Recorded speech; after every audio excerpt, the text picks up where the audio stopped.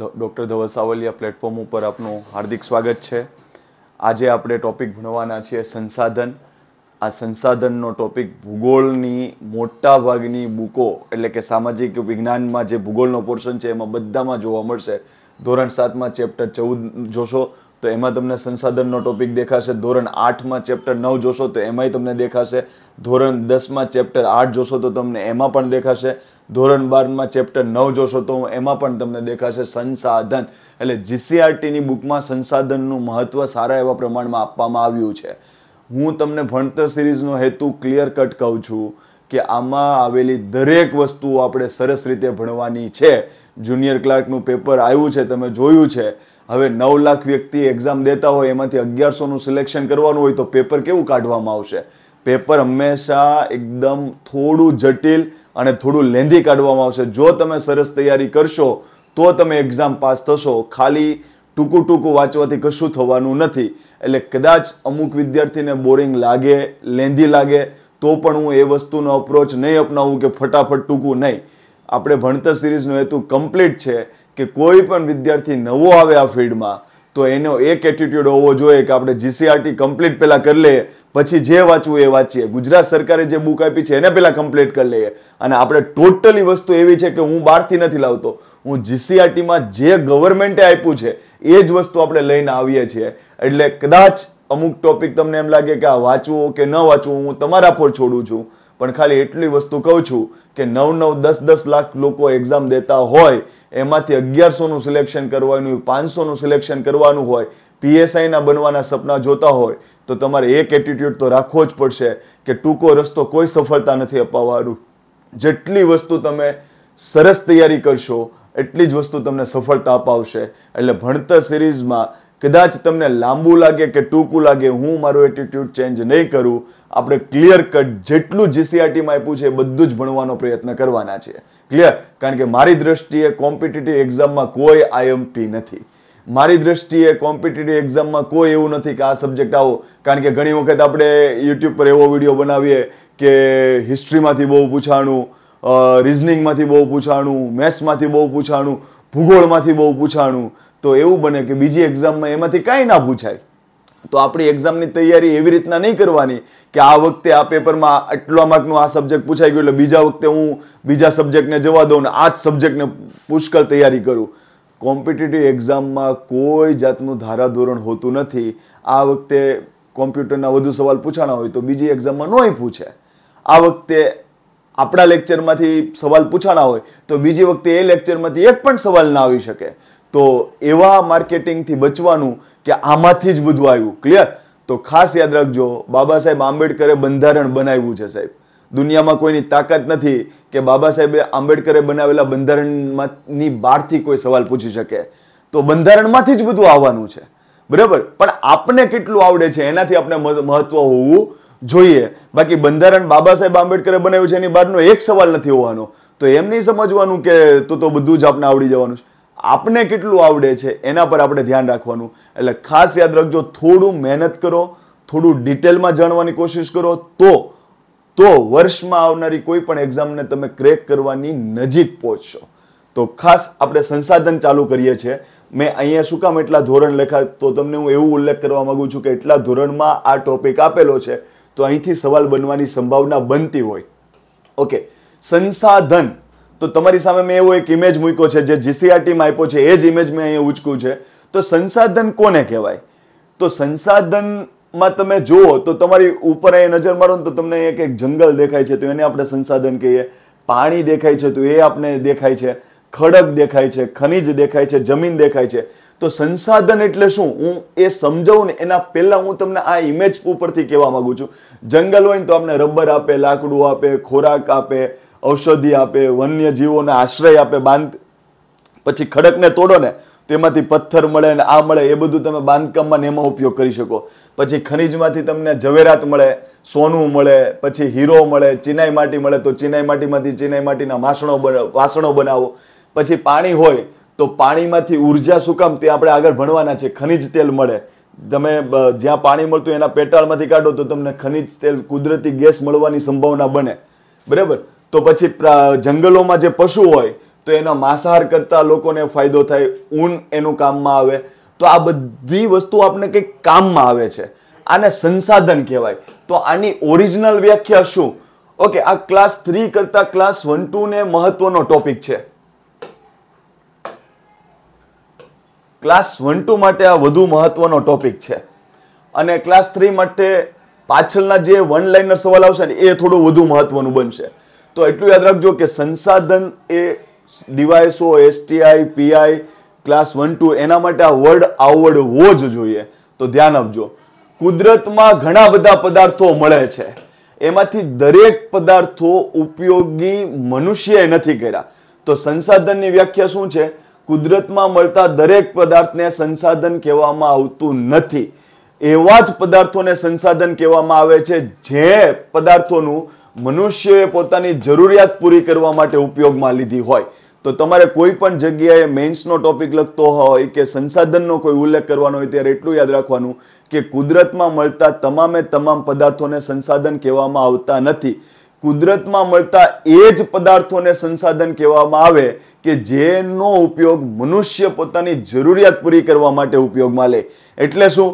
ધારો કે અહીંયા જમીનમાંથી હીરો મળે, જમીન ખોદતા ખોદતા તમે હીરો મળ્યો, તો મનુષ્યને એનો ઉપયોગ ન ખબર હોય કે હીરાની ઝવેરાત બનાવવામાં આવે કે તમે એને વીંટીમાં નંગ તરીકે પહેરીને તમે યુઝ કરી શકો, તો તમે એનો ઉપયોગ નથી કરતા, તો હીરાના સંસાધન નથી ગણવાનું.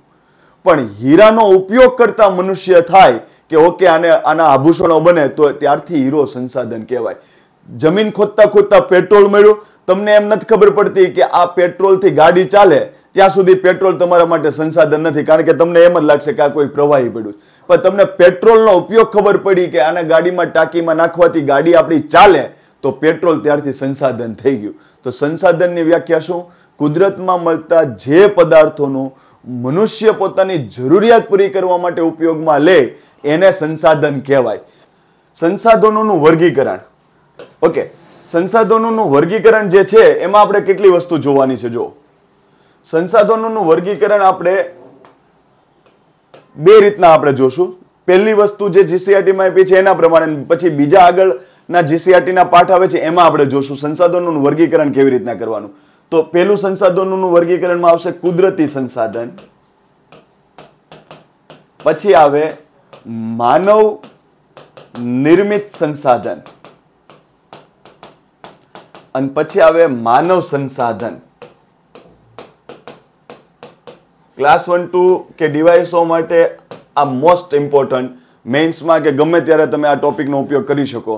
તો કુદરતી સંસાધન, માનવ નિર્મિત સંસાધન અને માનવ સંસાધન. ઇંગ્લિશમાં આપણે આને કહેવાય નેચરલ રિસોર્સિસ, મેન મેડ રિસોર્સિસ અને હ્યુમન રિસોર્સ.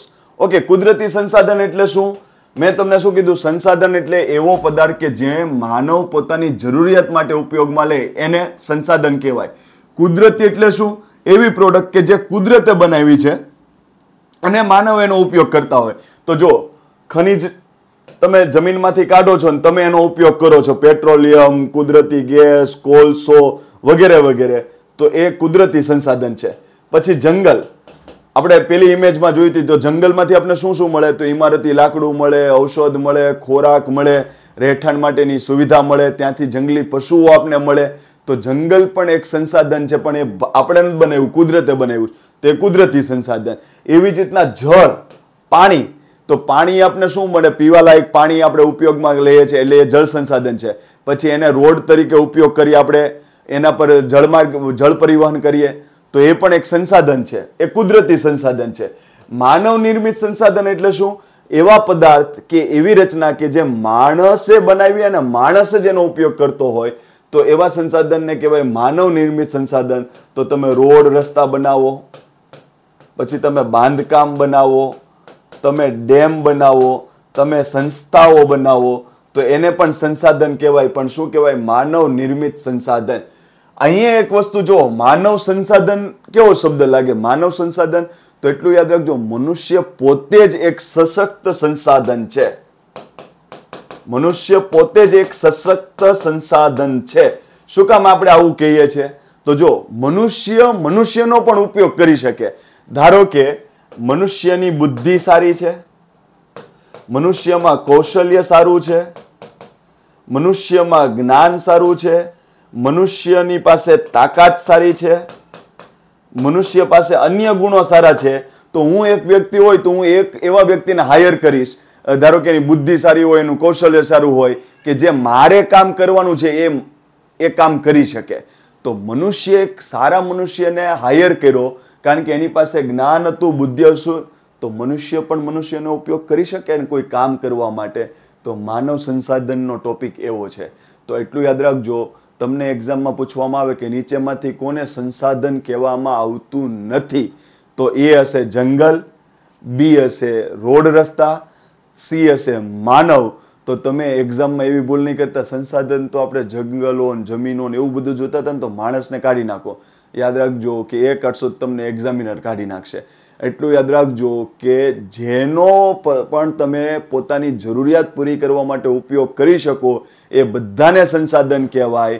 શરત માત્ર એટલી છે કે એમાંથી અમુકને કુદરતી સંસાધન કહેવાય, અમુકને માનવ નિર્મિત સંસાધન કહેવાય અને અમુક ખુદ જ માનવ એક સંસાધન છે.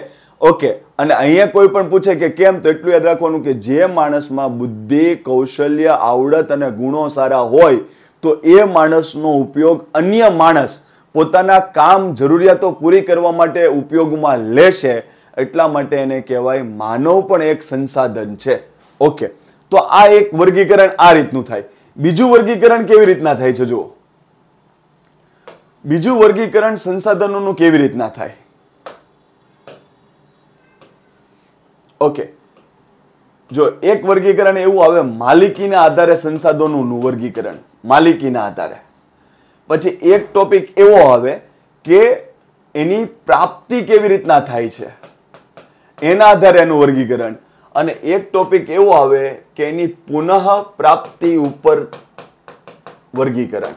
જો આ ક્લાસ 3 માટે પણ ઇમ્પોર્ટન્ટ છે, ક્લાસ 3 માટે પણ આ ટોપિક ઇમ્પોર્ટન્ટ છે, એટલે ક્લાસ 3 ના વિદ્યાર્થી અહીંયા ખાસ ધ્યાન આપજો. માલિકીના આધારે એટલે શું? જો વ્યક્તિગત સંસાધન, પછી રાષ્ટ્રીય સંસાધન, પછી વૈશ્વિક સંસાધન. ઓકે, તો તમને એક્ઝામમાં તમને આવો સવાલ પૂછે, કોઈ એક વસ્તુ આપશે ને એમ પૂછે કે આ કેવા પ્રકારનું સંસાધન કહેવાય, વ્યક્તિગત સંસાધન કહેવાય, રાષ્ટ્રીય સંસાધન કહેવાય કે વૈશ્વિક સંસાધન કહેવાય, જીસીઆરટીમાં આપ્યું છે. તો ખાસ અહીંયા ધ્યાન આપજો. સંસાધન એટલે શું? કુદરતમાં મળતો કોઈ પણ પદાર્થ કે જેનો મનુષ્ય પોતાની જરૂરિયાત પૂરી કરવા માટે ઉપયોગમાં લે તો એને સંસાધન કહેવાય. તો તમારી ખેતર છે અથવા તો તમારી જમીન છે, તમે પ્લોટ ખરીદો છે, બરાબર, તો એ જમીનનો ઉપયોગ તમે શું કરશો? તમે રહેવા માટે મકાન બનાવવો છે તો જમીનનો ઉપયોગ કરશો. આપણું મકાન હવામાં તો ના હોય, જમીન ઉપર જ હોય ને, તો જમીનનો ઉપયોગ શું થયો? તમે મકાન બનાવવા માટે ઉપયોગમાં લેશો. કાં પછી તમારી પાસે ખેતર હશે કે જેને ખેડ કરીને તમે ઉત્પાદન લેતા હશો. તો આ જમીન અને ખેતરનો ઉપયોગ વ્યક્તિગત ધોરણે કર્યો, એની માલિકી મારી છે, તો આ ખેતર અને જમીનનો ઉપયોગ કરી શકો છો પોતાની જરૂરિયાત પૂરી કરવા માટે, એટલે સંસાધન તો કહેવાય જ, પણ એ વ્યક્તિગત માલિકીનું છે એટલા માટે એને વ્યક્તિગત સંસાધન કહેવાય. આટલું ક્લિયર? અને ક્લાસ 1-2 વાળા મેઇન્સ વાળા વિદ્યાર્થી તૈયારી કરતા હોય તેને એટલું યાદ રાખવાનું કે તમને એમ પૂછશે કે વ્યક્તિગત સંસાધનોની ઉપયોગિતા વિશે જણાવો, તો તમને પોતાને એટલી ખબર હોવી જોઈએ કે વ્યક્તિગત સંસાધનનો મિનિંગ શું થાય, તો તમે જવાબ લખી શકશો. રાષ્ટ્રીય સંસાધન. ઓકે, તો રાષ્ટ્રીય સંસાધનમાં ખનન ક્ષેત્ર આવે. તમને એમ થાય કે આ શું છે સાહેબ, ખનન ક્ષેત્ર? ઓકે, તો યાદ રાખો કે આપણે મૂળભૂત અધિકાર હતો, તો મૂળભૂત અધિકારમાં આપણે સંપત્તિને મૂળભૂત અધિકાર પહેલા ગણતા હતા, બરાબર? એના માટે આર્ટિકલ તમે જુઓ તો 19(1)(f) જુઓ અને આર્ટિકલ 31 જુઓ.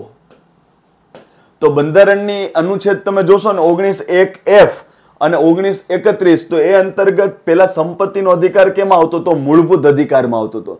પછી સરકારે એને મૂળભૂત અધિકારમાંથી કાઢીને એને સામાન્ય અધિકાર બનાવી દીધો, એટલે અનુચ્છેદ 300A માં લીધો સંપત્તિનો અધિકાર. તો હવે સંપત્તિનો અધિકાર એ મૂળભૂત અધિકાર નથી, એટલા માટે હવે સંપત્તિ સરકાર એ સંપાદન એક્ટિવિટી દ્વારા તમારી સંપત્તિ પણ વળતર અનુરૂપ જે એક જોગવાઈ આવે એ પ્રમાણે તમારી લઈ શકે. કારણ કે અંતિમ સંપત્તિ તો એ કોની કહેવાય? રાષ્ટ્રીય સંસાધન. એટલે તમારા ઘરની નીચેથી પેટ્રોલ નીકળવાનું લાગે ને તો 2-3 ટેન્કર ભરી લેવાના, પછી જાહેરાત કરવાની કે મારી ઘરે પેટ્રોલ નીકળ્યું છે, કારણ કે બીજે જ દિવસે સરકાર આવીને એ જગ્યા તમારી લઈ શકે, કારણ કે એ શું કહેવાય? રાષ્ટ્રીય સંસાધન કહેવાય. ક્લિયર? તો 2 ટેન્કર પેલા ભરી લેવાના, ખબર પડે પેટ્રોલ નીચેથી નીકળ્યું છે, ડીઝલ નીકળ્યું છે, તો પેલા બે ટેન્કર ભરી લેવાના, પછી કહેવાનું કે ભાઈ હવે મારે ત્યાંથી નીકળવું છે, કારણ કે સરકારની અધિકારમાં આવી જશે. એ શેમાં કહેવાય? ખનન ક્ષેત્ર. તો ખનન ક્ષેત્ર એ શું કહેવાય? રાષ્ટ્રીય સંસાધન. પણ મહાસાગરો હોય, ઓકે, મહાસાગરને સંસાધન કહેવાય? કહેવાય. આપણે એમ જોશું કે ભરતીના મોજા હોય ને તો એમાં ટર્બાઇન ફરવીને વીજળી ઉત્પન્ન કરી શકીએ. પછી દરિયાની અંદરના પેટ્રોલમાં તમે ખોદો ને તો ત્યાંથી તમને કુદરતી ગેસ નીકળે, ખનિજ તેલ નીકળે, એવું બધું જ વસ્તુ દરિયાના તળિયામાંથી આપણે મેળવી શકીએ. તો દરિયાના તળિયામાંથી આપણે ખનિજ મેળવી શકીએ, દરિયાના તળિયામાંથી અધાતુ ખનિજ પણ મેળવી શકીએ, ધાતુમય ખનિજ પણ મેળવી શકીએ. પછી શું કહેવાય? ભરતી ઉર્જાનો ઉપયોગ કરી શકીએ, એના પર આપણે જળમાર્ગ વિકસાવી શકીએ, તો મહાસાગરનો ઉપયોગ કરી શકીએ, તો એને સંસાધન કહેવાય. પણ મહાસાગર ઉપર કોઈ એક દેશનો અધિકાર ના હોય. ક્લિયર? તો એ બધા માટે ઓપન છે, તો એને કેવું સંસાધન કહેવાય? વૈશ્વિક સંસાધન. પછી દુનિયામાં 7 ખંડ છે, એમાંથી એન્ટાર્કટિકા ખંડ છે. એન્ટાર્કટિકા ખંડ જે દક્ષિણ ધ્રુવ ઉપર આવ્યો છે. ધારો કે આ પૃથ્વી હોય તો દક્ષિણ ધ્રુવ ઉપર એન્ટાર્કટિકા ખંડ છે, એકદમ ઠંડો પુષ્કળ બરફ છે ત્યાં આગળ. તો પુષ્કળ બરફ હોય ને એટલું યાદ રાખવાનું, એક્સ્ટ્રીમ લેવલે કોઈ પણ સ્થિતિ હોય ને, બહુ ગરમી, બહુ ઠંડી, તો ત્યાં માનવ વસ્તીનો અભાવ હોય, તો એન્ટાર્કટિકા ખંડમાં કોઈ દેશ નથી. દેશના સંશોધન મથકો છે પણ કોઈ દેશ એન્ટાર્કટિકા ખંડ ઉપર નથી. તો દુનિયાનો એકમાત્ર ખંડ એવો છે કે જેના ઉપર કોઈ દેશ નથી, એ છે એન્ટાર્કટિકા ખંડ. તો એન્ટાર્કટિકા ખંડ ઉપર કોઈ દેશ નથી, તો બધા દેશનો ત્યાં સામૂહિક અધિકાર લાગી શકે. તો એન્ટાર્કટિકા ખંડને પણ કેવું સંસાધન કહેવાય? વૈશ્વિક સંસાધન. તો માલિકીના આધારે આપણે 3 સંસાધનના ભાગ પાડ્યા: વ્યક્તિગત સંસાધન, રાષ્ટ્રીય સંસાધન અને વૈશ્વિક સંસાધન. તો ક્યારેક હવે સ્ટેટમેન્ટ વાળા સવાલો પૂછવાનું ચાલુ કર્યું છે, તો એનાથી ગભરાવાનું નહીં. આપણે ન વાંચીએ તો આપણે ગભરાટ આવશે, જો આપણે દિલથી તૈયારી કરશું ને તો આપણે ગભરાટ આવશે નહીં. અને એટલું યાદ રાખો કે સ્પર્ધાત્મક યુગમાં લાખો વિદ્યાર્થી તૈયારી કરે છે, તો થોડો એવો એપ્રોચ રાખો ને કે આપણે થોડો ટાઈમ આપીને, હું એમ નથી કહેતો કે આપણા પ્લેટફોર્મ ઉપર આવો, તમે ગમે ત્યાં ભણો, પણ ડિટેલમાં ભણવાની કોશિશ કરો. એવું ના કરો કે ભાઈ ના થોડા સવાલ જવાબ કરી લીધા, થોડું આ કરી લીધું એટલે બધું આવી ગયું. નહીં, તમે જે ગમતા હોય, જે સરની તમને પેટર્ન ગમતી હોય, જે પ્લેટફોર્મ ગમતું હોય ત્યાં તમે ભણો. આપણો એકાધિકાર નથી કે અહીંયા જ ભણો, પણ જ્યાં ભણો ને ત્યાં થોડું ડિટેલમાં ભણજો, કારણ કે હવે કોઈ એક્ઝામ એવી સરળ નથી આવવાની કે થોડું વાંચ્યું તમે પાસ થઈ ગયા. તો ખાસ યાદ રાખજો. ઓકે, તો આપણે આ માલિકીનું જોઈ લીધું. હવે આપણે આગળ જોઈએ. જો આમાંથી એટલા જોઈ લેજો. એક જ વસ્તુ આપણે નથી, આજુબાજુમાં સંપત્તિનો અધિકાર, મૂળભૂત અધિકાર હતો, તેની જોગવાઈ ક્યાં હતી? Article 19(1)(f), article 31. હવે મૂળભૂત અધિકાર રદ કરી નાખ્યો છે, પણ અધિકાર તો છે જ, અને એ પણ બંધારણમાં છે. એટલે મૂળભૂત અધિકાર નથી, હવે બંધારણીય અધિકાર કહેવાય. તમારે પછી એમ નહીં વિચારતા કે આમાંથી કાઢ નાખ્યો એટલે એને બંધારણીય અધિકાર ન કહેવાય. બંધારણમાં જ એની જોગવાઈ બીજા આ આર્ટિકલમાંથી કાઢીને બીજામાં નાખી દીધું, 300A. તો એટલું યાદ રાખજો, મૂળભૂત અધિકાર નથી, પણ સંપત્તિ એ હવે બંધારણીય અધિકાર તો છે જ. તો એની સાથે સાથે આપણે એટલી વસ્તુ જોઈ ગયા. ઓકે, હવે જો પ્રાપ્તિના આધારે, અહીંથી પણ MCQ ક્લાસ 3માં પણ પૂછાશે અને ક્લાસ 1-2માં પણ પૂછાશે. જો કેવી રીતના પૂછાશે. પ્રાપ્તિના આધારે એના 4 પ્રકાર પડે છે સંસાધનના. ઓકે, એક સર્વ સુલભ સંસાધન. બધે સર્વ સુલભ, સર્વ શબ્દ પકડી લેવાનો. પછી અહીંયા સર્વની જગ્યાએ સામાન્ય શબ્દ આવશે. સામાન્ય સુલભ સંસાધન. GCRT ની મોટા ભાગની સામાજિક વિજ્ઞાનમાં આ વર્ગીકરણ આપ્યું છે, એટલે ગમે ત્યારે અહીંથી સવાલ ઉચકીને મૂકશે. વેટ એન્ડ વોચ, તૈયારી કરજો તમે સાહેબ. પછી અહીંયા આવશે વિરલ સંસાધન, અને વિરલ વ્યક્તિ હંમેશા એક જ હોય, એને જ વિરલ કહેવાય, એકલ સંસાધન. તો 4 સંસાધનના પ્રકાર છે. આપણે શું જોયું? સર્વ સુલભ, સામાન્ય સુલભ, પછી વિરલ વ્યક્તિ એક જ હોય તો વિરલ સંસાધનની નીચે આવે એકલ સંસાધન. એટલું ક્લિયર? તો હવે આમાં તમારે શું શું જોવાનું છે, આના તમારે એક્ઝામ્પલ જોવાના છે. જો સર્વ સુલભ સંસાધન કોને કહેવાય? જે સંસાધન સર્વત્ર મળતું હોય, બધી જગ્યાએ જે સંસાધન મળતું હોય એને સર્વ સુલભ સંસાધન કહેવાય. તો વાતાવરણમાં રહેલા વાયુઓ એટલે કે નાઇટ્રોજન, ઓક્સિજન, આ બધાને સર્વ સુલભ સંસાધન કહેવાય. તમને એમ થાય કે છે વાયુઓને સંસાધન કહેવાય? મેં શું કીધું કે પર્યાવરણમાં મળતા કોઈ પણ પદાર્થ કે દ્રવ્યનો તમે તમારી જરૂરિયાત માટે ઉપયોગમાં લો તો એને સંસાધન કહેવાય. તો તમે શ્વાસ લો છો તો ઓક્સિજન લો છો તો એને સંસાધન કહેવાય. એટલું પહેલા ક્લિયર? હવે મને કહો કે દુનિયામાં એવું કોઈ પણ જગ્યા છે જ્યાં ઓક્સિજન નહીં હોય? દુનિયામાં બધી જગ્યાએ નાના મોટા જીવ તો છે જ ને, તો બધી જગ્યાએ ઓક્સિજન હશે કે નહીં? એવું હશે કે ઓસ્ટ્રેલિયા વાળા નાક લાંબુ ભારતમાં કરીને શ્વાસ લેતા છે કે અમે ભારતમાંથી ઓક્સિજન લઈએ? ત્યાં હશે જ ખરું ને? તો આ એવું સંસાધન છે કે દુનિયામાં બધી જગ્યાએ ઉપલબ્ધ છે, તો એને કહેવાય સર્વ સુલભ સંસાધન. સામાન્ય સુલભ સંસાધન, તો અહીંયા શબ્દ સામાન્ય છે એટલે એટલું યાદ રાખવાનું કે સામાન્ય રીતે પ્રાપ્ત થાય, એટલે ગમે ત્યાંથી થોડું ઘણું તમને પ્રાપ્ત થાય, એટલે સામાન્ય રીતે બધી જગ્યાએ ઉપલબ્ધ હશે. તો એવા સંસાધનમાં શું આવે? જમીન, જળ અને ચરણભૂમિ એટલે કે ગોચર. તો કોઈ પણ દેશ હશે તો એને જમીન હશે, કોઈ પણ દેશ હશે તો એની પાસે નદીઓ હશે, તળાવો હશે, સરોવર હશે. તો એવું નહીં હોય કે ભારત પાસે જ હોય, બીજા બધા દેશો પાસે છે. તો સામાન્ય રીતે બધી જગ્યાએ ઉપલબ્ધ હશે. એટલા માટે એને કેવું સંસાધન કહેવાય? સામાન્ય સુલભ સંસાધન. આ બેમાંથી સવાલ ઓછા પૂછાશે, આ બેમાંથી વધુ પૂછાશે.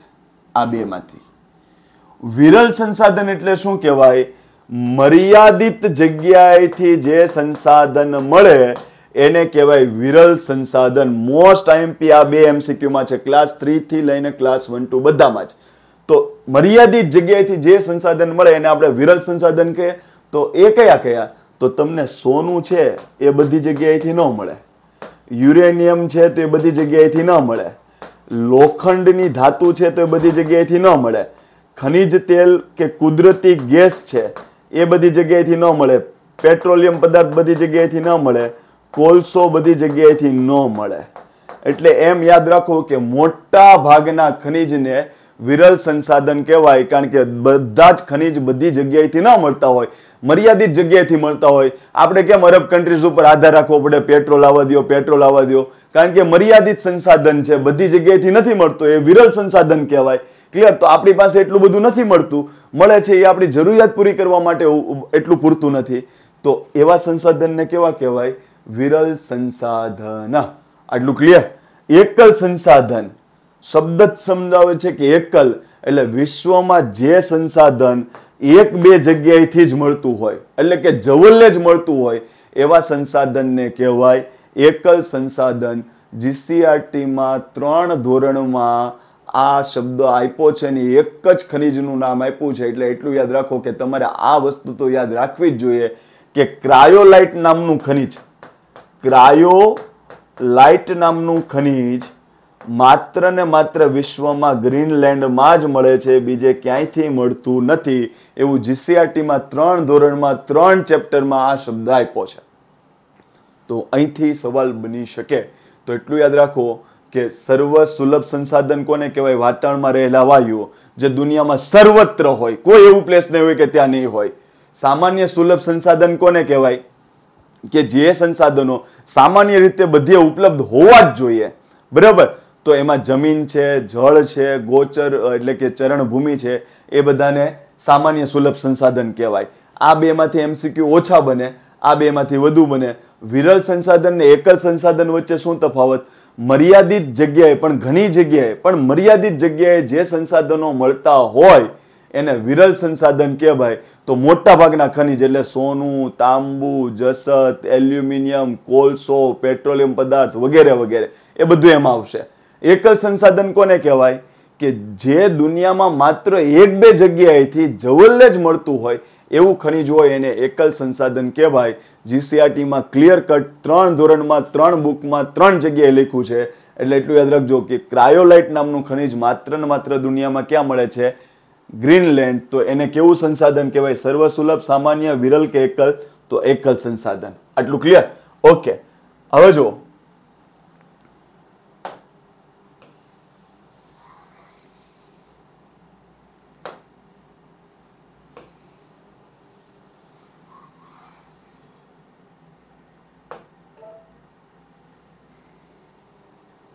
ઓકે, આપણે જે વર્ગીકરણ હતું એમાં આપણે જોઈ ગયા કુદરતી, શું કહેવાય, માલિકી આધારે, પછી આપણે પ્રાપ્તિ આધારે જોઈ ગયા, અને અહીંયા હવે આપણે જોઈએ છે પુનઃ પ્રાપ્તિના આધારે. જો અહીંયા ખાસ ધ્યાન આપજો, અહીંયા તમને જેટલું સહેલું લાગશે ને એટલું એક્ઝામમાં તરત શબ્દ આવશે ને એટલે તમને થોડું એમ થશે કે આ સાલું આમાં મેં શું વાંચ્યું હતું.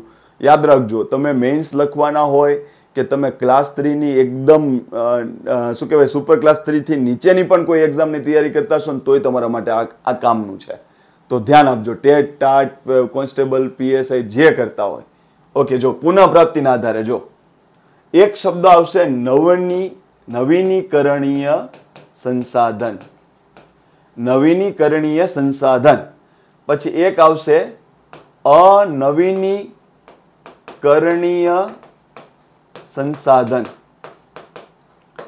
પછી એક આપણે એ જોવાનું છે પરંપરાગત સંસાધન, અને એક જોવાનું છે બિન પરંપરાગત સંસાધન. આ 4 ટર્મ્સને ભલે તમને સહેલું લાગતું હોય પણ તમે જોજો અહીંયા કેવી રીતના ભૂલ થઈ શકે. નવનીકરણીય સંસાધન, અનવનીકરણીય સંસાધન, બિન પરંપરાગત, પરંપરાગત. તો જો નવીનીકરણીય સંસાધન કોને કહેવાય? નવનીકરણીય સંસાધન કોને કહેવાય? જે સંસાધન પોતાની જાતે પોતાનો વપરાયેલો ભાગ ની આપૂર્તિ કરે ચોક્કસ સમયમાં, એવા સંસાધનને નવનીકરણીય સંસાધન કહેવાય. એટલે શું ખબર છે? ધારો કે એક સંસાધન હતું આટલું, એમાંથી તમે એટલું વાપરી લીધું, તો એ જ સંસાધન પોતાની જાતે પાછો એટલો ભાગ ફરીથી બનાવી નાખશે, નવીન પાછું કરી શકે, પોતે નવું પાછું કરી શકે. તો એવા સંસાધનને નવનીકરણીય સંસાધન કહેવાય. હવે તમને કદાચ એક્ઝામમાં એમ પૂછે નીચેમાંથી કયું સંસાધન નવનીકરણીય નથી, તો તમારે આ જ એક પ્રિન્સિપલને જોવાનું કે એ સંસાધનનો કોઈ ઉપયોગ કરી લીધો, પાછો એને સંસાધન પોતાની જાતે એટલો ભાગ પાછો બનાવી લે છે, તો એ સંસાધનને નવનીકરણીય કહેવાય.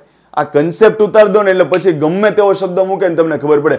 ધારો કે તમે કોઈ પણ બુક જોશો ને તેમાં જંગલનો ઉલ્લેખ બહુ નહીં આપે, જંગલનો ઉલ્લેખ બહુ નહીં આપે. બધા કેવો ઉલ્લેખ આપશે ખબર છે?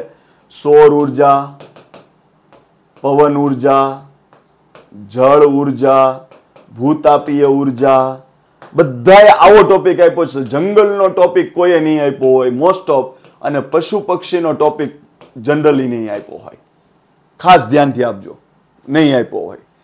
શું કામ? જો જીસીઆરટીમાં 2 ઉલ્લેખ આપ્યો છે, પણ આપણે જેટલા પણ પ્રાઇવેટ પ્રકાશન વાંચીએ છીએ ને એમાં આ બધું કરી જાય અને એક્ઝામમાં આમ પૂછે કે નીચેમાંથી કોને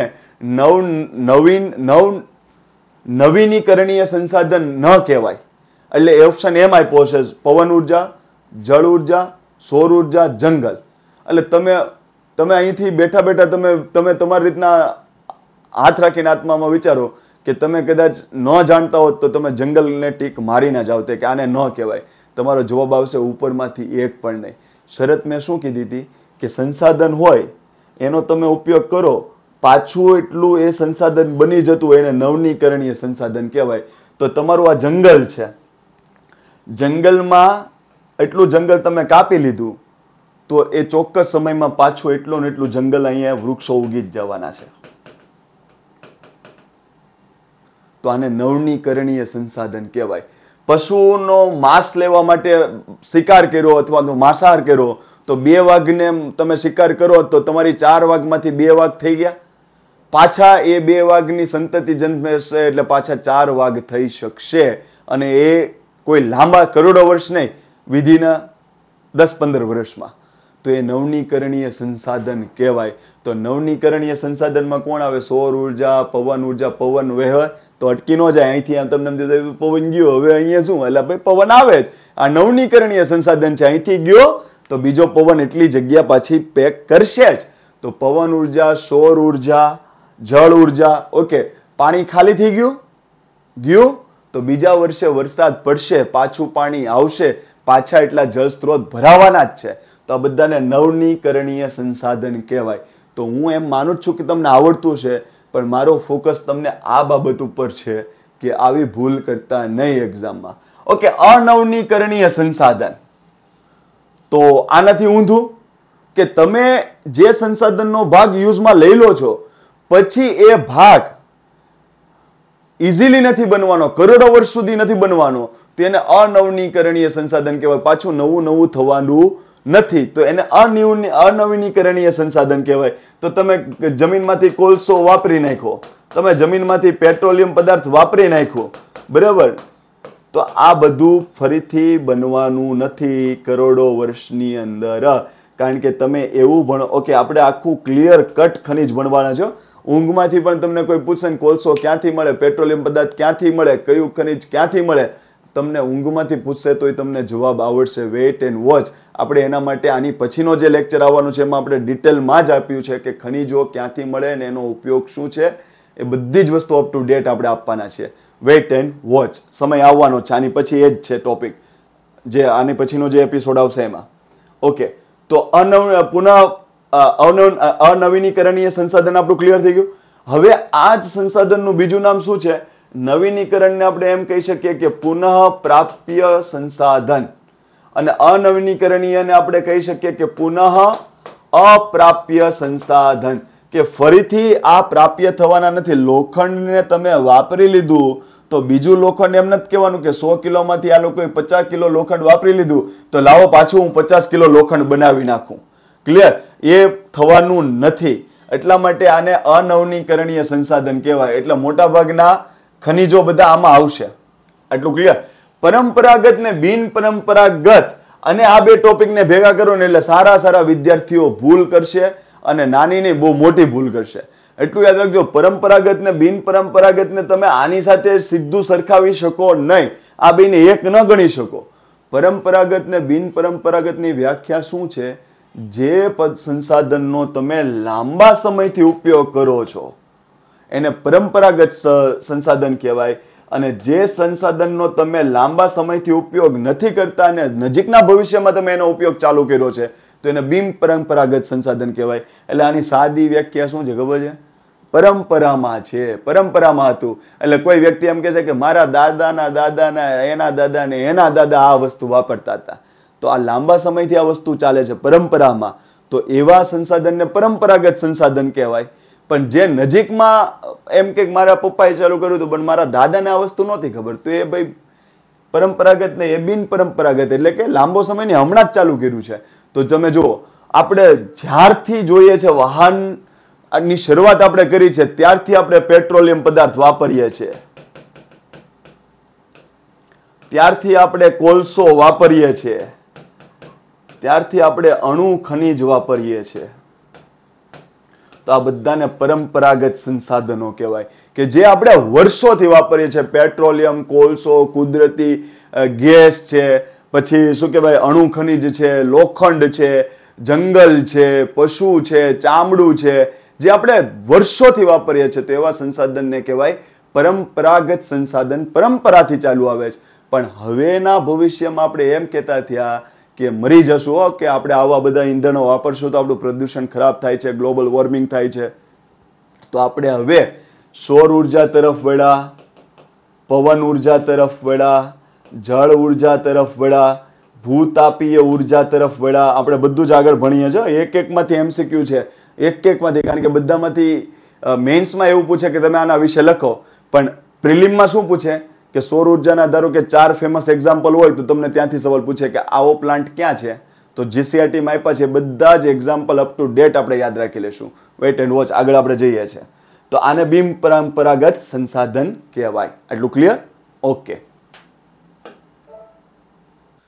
કુદરતી સંસાધન છે ને, એમાં આપણે શું શું જોવાનું છે હવે જુઓ. અંદર એક આવશે જળ સંસાધન આવશે, જંગલ સંસાધન આવશે, ભૂમિ સંસાધન આવશે અને ઉર્જા સંસાધન આવશે. આટલી વસ્તુ આપણે સંસાધનમાં એક પછી એક જોવાના છે. પ્રિલિમ માટે MCQ ક્લાસ 3 ક્લાસ 1 2 બધાને આમાં દેખાશે. થોડું વેઇટ એન્ડ વોચ કરજો. જંગલ સંસાધન ઓલરેડી મેં એનો ટોપિક લઈ લીધો છે. અભયારણ્ય, રાષ્ટ્રીય ઉદ્યાન, જંગલોના પ્રકારો. જે વ્યક્તિ ન જોયો હોય તેને જોવા વિનંતી છે. એમાં તમારે જંગલ સંસાધનનો એક પણ આમથી આમ વસ્તુ નહીં થાય. જેટલું GCRTમાં આપ્યું છે એનાથી કરતાં થોડું વધુ હશે, પણ એનાથી ઓછું મેં આપવાનો પ્રયત્ન નથી કર્યો. તો ખાસ તમે જો ન જોયો હોય તો જંગલ સંસાધન ઉપર મેં આખો ટોપિકના વિડીયો બનાવેલા છે, તો એ જોઈ લોજો. એટલે જંગલ સંસાધન કમ્પ્લીટ છે. આ બધી જ વસ્તુ આપણે એક પછી એક જોતા જઈએ. જો જળ સંસાધન, જળ સંસાધનમાં તમારે એટલું યાદ રાખવાનું છે કે દુનિયાનો જે ટોટલ પૃથ્વીનો ભાગ છે એમાં 3/4 ભાગમાં જળ છે અને 1/4 ભાગમાં જમીન છે. એટલે જમીનની સરફેસ કરતા જળની સરફેસ વધુ છે, આવું કહેવા માંગે છે. એટલે આખી જે પૃથ્વી છે એમાં 3/4 એ જમીનનો ભાગ છે, સોરી જળનો ભાગ છે અને 1/4 જમીનનો ભાગ છે. આ જળ એટલું બધું છે ને છતાં પણ એમાંથી પીવાલાયક જમીનનો ભાગ માત્ર ને માત્ર 2.7% છે. એટલે કે અરાઉન્ડ 3% જેટલો ભાગ જ પીવાલાયક પાણીનો છે. એનો મતલબ એમ કે 97% જેટલો ટોટલ પાણીનો ભાગ દરિયામાં આવે છે, ખારા પાણીના સરોવરમાં આવે છે. તો ખાસ યાદ રાખજો કે દુનિયામાં જળ બાબતે તમે કોઈ પણ ટોપિક ભણતા હોય તો 1/4 ને 3/4, 1/4 જમીન છે, 3/4 જળ છે. આટલું બધું પાણી છે તોય પાણીની અછત કેમ? તો 3/4 એટલે તમે સમજો કે અરાઉન્ડ 75% તમે ગણો તો એટલું પાણી છે, પણ એમાંથી માત્ર ને માત્ર 2.7% પાણીનો જ તમે પીવાલાયક પાણી તરીકે ઉપયોગ કરી શકો. બાકીનું બધું દરિયો ખારા પાણીના સરોવરમાં છે. એટલે 3% થયું. એ 3%માંથી માત્ર ને માત્ર 1% જ પાણી તમે પીવામાં લઈ શકો છો. પીવાલાયક પાણી તમને પૂછે તો કેટલા ટકા? 3%. એમાંથી પીવામાં લઈ શકો એટલું કેટલું પાણી? તો માત્ર 1%. કેમ? તો બાકીનું જે 3%માંથી 1% કાઢો તો 2% જેટલો ભાગ જે છે ને એ બરફ સ્વરૂપે દુનિયામાં છે. એટલે ધારો કે હિમશિલાઓ હોય, હિમ નદીઓ હોય, પછી એન્ટાર્કટિકા ખંડ આખો બરફનો બનેલો છે, તો આ બધું જ બરફ છે. એટલે દુનિયામાં જેટલું પણ પાણીનો સ્ત્રોત છે એમાં માત્ર 1% જ ભાગ તમે પીવા લાયક પાણી તરીકે ઉપયોગમાં લઈ શકો. તો અહીંયા બે સવાલ પર ધ્યાન આપજો. પીવા લાયક પાણીનું પ્રમાણ કેટલું છે દુનિયામાં? તો કુલ જળ જથ્થાનો 3%. એમાંથી તમે પીવામાં ઉપયોગ લઈ શકો એટલો કેટલો ભાગ? 1%. તો ખાલી કન્સેપ્ટ શું છે? પુષ્કળ પાણી છે, પણ એમાં દરિયાને બાદ કરતા માત્ર 3% જ મીઠા ભાગનું પાણી વધે છે, ગળ્યું પાણી. એ 3%માંથી 2% બરફમાં કાઢો તો 1% જ એવું પાણી વધે છે કે જેમાં નદી આવી જાય, ઝરણા આવી જાય, પછી ભૂમિગત જળ આવી જાય, જે જમીનની નીચે તમે કૂવો ખોદીને તમે પાણી કાઢો છો, આ બધું 1%માં આવી જાય. તો એટલું પેલા ક્લિયર. હવે અહીંયા એક વસ્તુ તમારે એ ધ્યાનમાં રાખવાની છે કે જળ સંસાધનનો સ્ત્રોત શું છે? તો જળ સંસાધનના 3 સ્ત્રોત છે. એક છે વૃષ્ટિ જળ, પછી એક છે પૃષ્ઠીય જળ અને એક છે ભૂમિગત જળ. આ 3 જગ્યાએથી દુનિયામાં આપણે પાણી પીવા લાયક મળી શકે. 3 જગ્યાએ. વૃષ્ટિનો અર્થ થાય વરસાદ. તો વરસાદ પડે છે તો એ પાણીનો સ્ત્રોત છે. તો વરસાદ પડે છે એ બે રીતના, એક વરસાદ કહેવાય ને એક હિમવર્ષા કહેવાય, બરફની વર્ષા. તો આ બે સ્ત્રોતથી જે જળ પ્રાપ્ત થાય એને કહેવાય વૃષ્ટિ જળ.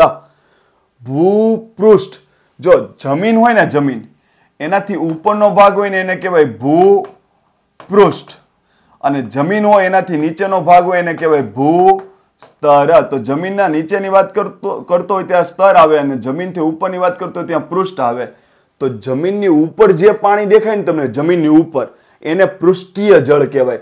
તો નદી તમારે એમ કરવું પડશે, ખુદ મારે નદી જોઈ છે એમ કરો છો કે તમને ઉપર નદી દેખાય, તળાવ દેખાય, સરોવર દેખાય, ઝરણા દેખાય, તો આ જમીનની ઉપર છે. તો આ બધાને શું કહેવાય? પૃષ્ઠીય જળ.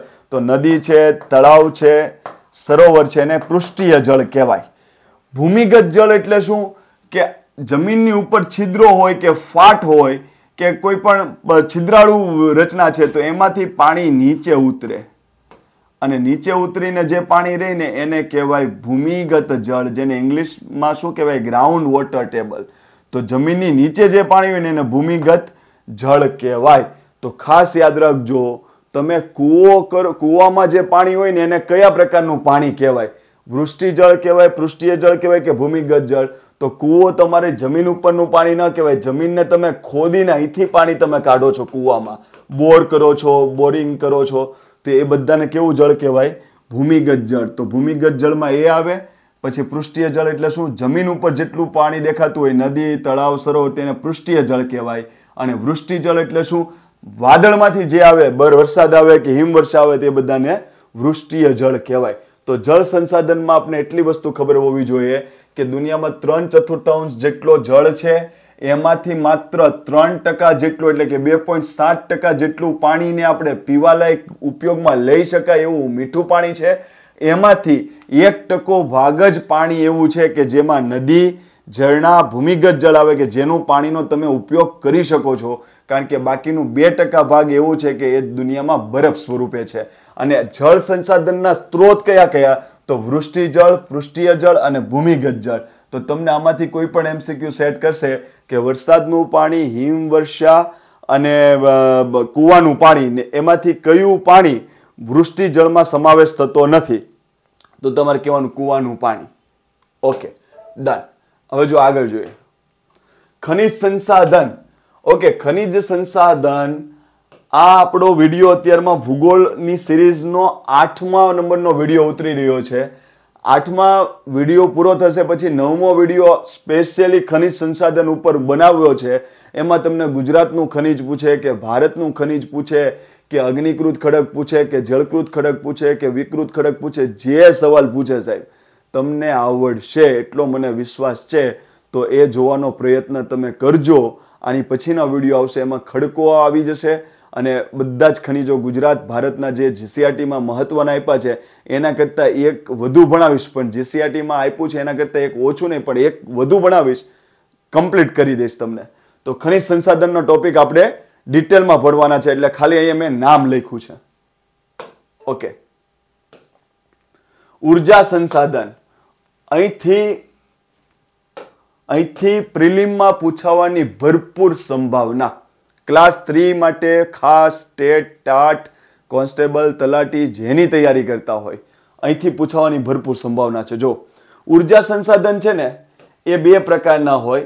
એક છે પુનઃ પ્રાપ્ય ઉર્જા સંસાધન અને એક છે પુનઃ અપ્રાપ્ય ઉર્જા સંસાધન. ઉર્જા સંસાધન એટલે શું? સંસાધન એટલે કોઈ પણ પદાર્થ કે જેનો ઉપયોગ તમે તમારી જરૂરિયાત પૂરી કરવા માટે કરી શકો. ઉર્જા એટલે શું? કે એવી વસ્તુ કે જેનાથી લાઇટ ચાલે, ટ્યુબલાઇટ ચાલે, મોટરસાયકલ ચાલે, કોઈ પણ વસ્તુમાં વીજળી આવી, કોઈ પણ પદાર્થને, યંત્રોને ગતિ કરવી, એના માટે જે તાકાત જરૂરી છે એને ઉર્જા, જે પણ પૂરી પાડે જેનાથી, તેને ઉર્જા સંસાધન કહેવાય. તો ઉર્જા સંસાધનમાં કોણ કોણ આવે?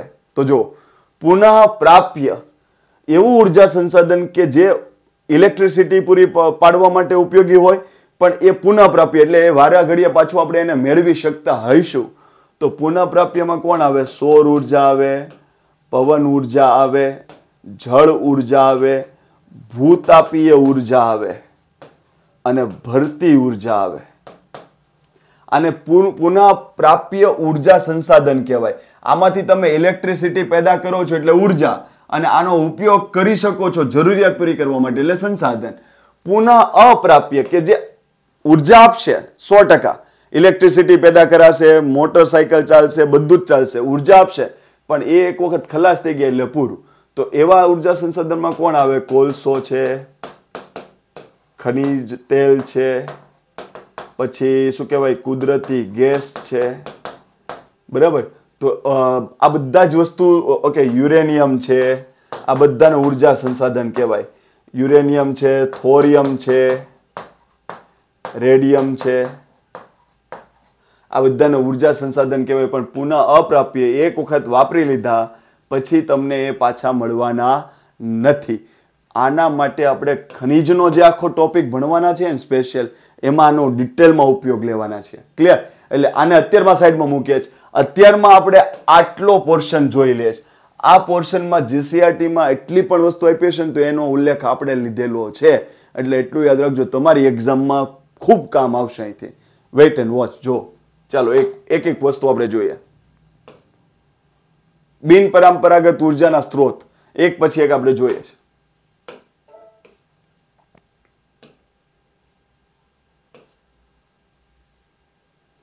સૌર ઉર્જા. આપણે એટલી ખબર પડે છે કે હું એવી વસ્તુ આપણે નથી કરતા કે ભાઈ સૂર્યનો પ્રકાશ સોલર પેનલ ઉપર પડે તો સોલર પેનલ એમાંથી સૌર ઉર્જાનું ઉત્પાદન કરે. તો આપણે એ વસ્તુ ઉપર આપણે સિમ્પલ પડતા નથી. બરાબર? આપણે ડાયરેક્ટ એના એક્ઝામ્પલ ઉપર જઈએ. સૌર ઉર્જા બધાને ખબર છે કે સૂર્ય કુકર આવે, સોલર પેનલ આવે, એના પર સૂર્યપ્રકાશ પડે તો ફોટોવોલ્ટિક સેલ હોય, એમાંથી વીજળી ઉત્પાદન આપણે કરી શકીએ. તો એ આપણે બધી જ માહિતી છે. આપણે એના એક્ઝામ્પલ ઉપર ડાયરેક્ટ જઈએ. તો એટલું યાદ રાખજો, જો એના ફેમસ એક્ઝામ્પલ જીસીઆરટીમાં કયા કયા આપ્યા છે. રેવા સૌર પરિયોજના જીસીઆરટીમાં આપી છે. તમારે એટલું યાદ રાખવાનું, મધ્યપ્રદેશમાં આવેલી છે. નર્મદા નદીનું બીજું નામ રેવા પણ છે. અને નર્મદા નદી મધ્યપ્રદેશ અને ગુજરાતમાંથી પસાર થાય છે. તો એના પરથી યાદ રાખજો, રેવા સૌર પરિયોજના એશિયાની ટોપ 10 હોય ને એમાં એનો સમાવેશ થાય છે. એવી મોટી યોજના છે સોલર એનર્જી ઉપરની. તો એના પરથી યાદ રાખજો, રેવા સૌર પરિયોજના કયા રાજ્યમાં આવી છે? મધ્યપ્રદેશ. તમને યાદ રાખવા માટે એટલું કહું છું કે રેવા એ નર્મદા નદીનું બીજું નામ પણ છે. એના પરથી યાદ રાખજો, ગુજરાત, મધ્યપ્રદેશ. તો મધ્યપ્રદેશમાં આવેલી છે. આટલું ક્લિયર? પછી શું? તો જો પાટણ છે ને, પાટણ, એમાં ચારણકા ખાતે આશરે 500 મેગાવોટ સુધીનો સૂર્ય ઉર્જા ઉત્પન્ન કરે એનો પ્લાન્ટ આવેલો છે.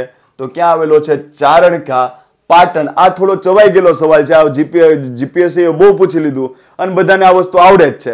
તો ખાલી તમને ન ખ્યાલ હોય તો એટલું યાદ રાખજો, ચારણકા જે છે એ પાટણ આવેલું છે. 500 મેગાવોટ જેટલી સૂર્ય ઉર્જા ઉત્પન્ન કરવા માટેનો પ્લાન્ટ છે.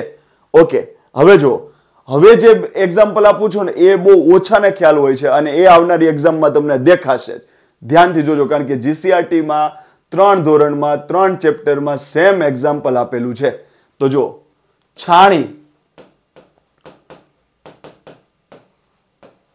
વડોદરામાં આવેલું એક સ્થળ છે, વડોદરા જિલ્લામાં છાણી. ત્યાં આગળ 10 ટન ક્ષમતાનું સોલર કોલ્ડ સ્ટોરેજ બનાવવામાં આવ્યું છે. સોલર કોલ્ડ સ્ટોરેજ બનાવવામાં આવ્યું છે છાણી ખાતે. તો એટલું યાદ રાખજો, તમને હું એમ પૂછું કે છાણી ક્યાં આવ્યું છે તો તમારે કહેવાનું વડોદરામાં. સાહેબ, વડોદરામાં 10 ટન ક્ષમતાનું સોલર કોલ્ડ સ્ટોરેજ. જીસીઆરટીમાં આપ્યું છે સીતાગાર. એટલે જે આપણા ખેડૂતો હોય, તો એ આપણે યુઝ કરતા હોય કે આપણે કોલ્ડ સ્ટોરેજમાં બધી વસ્તુ રાખવા માટે કરતા હોય ને, પણ એ કોલ્ડ સ્ટોરેજ વીજળીથી ડાયરેક્ટ નથી ચાલતું, સોલર પેનલ ઉપર ચાલે છે. તો તમને આ જીસીઆરટીમાં આપ્યું છે છાણી, છાણી ગામ. કયો જિલ્લો? વડોદરા. કેટલા ટન? 10 ટન. શું છે? Cold storage. પણ આગળ શબ્દ શું આવશે? સોલર. ઓકે, છાણી. બરોબર. બીજી વસ્તુ તમારે યાદ રાખવાની છે કે માંડવી ખાતે આવેલા માધોપુર અથવા તો મોઢાવા ગામ ખાતે ડીસેલિનેશન પ્લાન્ટ આવેલો છે. ડીસેલિનેશન પ્લાન્ટ આવેલો છે. તો પ્લાન્ટ ઘણી જગ્યાએ એસ્ટાબ્લિશ કરી રહ્યા છે, પણ આનું ઇમ્પોર્ટન્સ એ છે કે આ સોલર ડીસેલિનેશન પ્લાન્ટ છે. ઓકે, ડીસેલિનેશન એટલે શું? સેલિનિટી એટલે ક્ષારતા થાય. શું થાય? દરિયાનું પાણી ખારું છે. જો એને હું કોઈ પણ રીતે મીઠું પાણી બનાવી દઉં તો દુનિયામાં પાણીની અછતની સમાપ્તિ થાય એમ છે. કારણ કે આપણી પાસે અખૂટ સ્ત્રોત છે દરિયા પાણીનું, પણ એ ખારું પાણી હોવાના લીધે આપણે એનો ઉપયોગ નથી કરી શકતા. એ મોટી સમસ્યા છે. તો એટલું યાદ રાખવાનું કે દરિયાનું પાણી ખારું છે, એટલે દરિયાનું પાણી સેલિનિટી વાળું છે, ક્ષારતા વાળું છે. તો એમાં હું આગળ ડી શબ્દ લગાવી દઉં ને એટલે ક્ષારતાને બહાર કાઢવું એવો મિનિંગ થઈ જાય. સેલિનિટી એટલે ક્ષારતા, એની આગળ ડી શબ્દ લગાવી દઉં એટલે એમ થાય કે ક્ષારતા બહાર કાઢવી. તો દરિયાનું પાણી ખારામાંથી મીઠું બનાવવાની પ્રક્રિયાને કહેવાય ડીસેલિનેશન. સેલિનિટી ઉપરથી યાદ રાખજો ક્ષારતા, એને ડી કરી દેવી એટલે કે દૂર કરી દેવી. અને એના માટેનું જે પ્રકલ્પ છે, મશીનરી હશે, સોલર બેઝડ છે, એટલા માટે એને કહેવાય સોલર ડીસેલિનેશન પ્લાન્ટ. ગુજરાતમાં ક્યાં સ્થાપવામાં આવ્યો છે? તો કચ્છના માંડવીના માધોપુર અથવા મોઢાવા ગામ ખાતે આ પ્લાન્ટ સ્થાપવામાં આવ્યો છે. એટલે ખાસ ધ્યાન આપજો.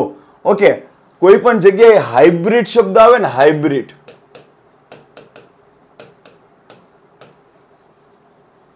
ઓકે, તો એમ સમજવાનું કે બે વસ્તુ ભેગી થઈને. તો એટલું યાદ રાખજો કે કચ્છમાં સોલર ઉર્જા અને વિન્ડ ઉર્જા બેનો ભેગો પ્લાન્ટ નાખીને 30 ગીગાવોટ, અહીંયા યાદ રાખજો મેગા નથી બોલતો, ગીગા બોલું છું. ગીગા એટલે બહુ મોટું થાય સાહેબ. ક્લિયર? કયા જિલ્લામાં? કચ્છ જિલ્લામાં. તો કચ્છ જિલ્લામાં સોલર અને વિન્ડ એનર્જીની સંયુક્ત પ્રોડક્શન થાય એટલા માટે 30 ગીગાવોટનો લક્ષ્યાંક રાખવામાં આવ્યો છે.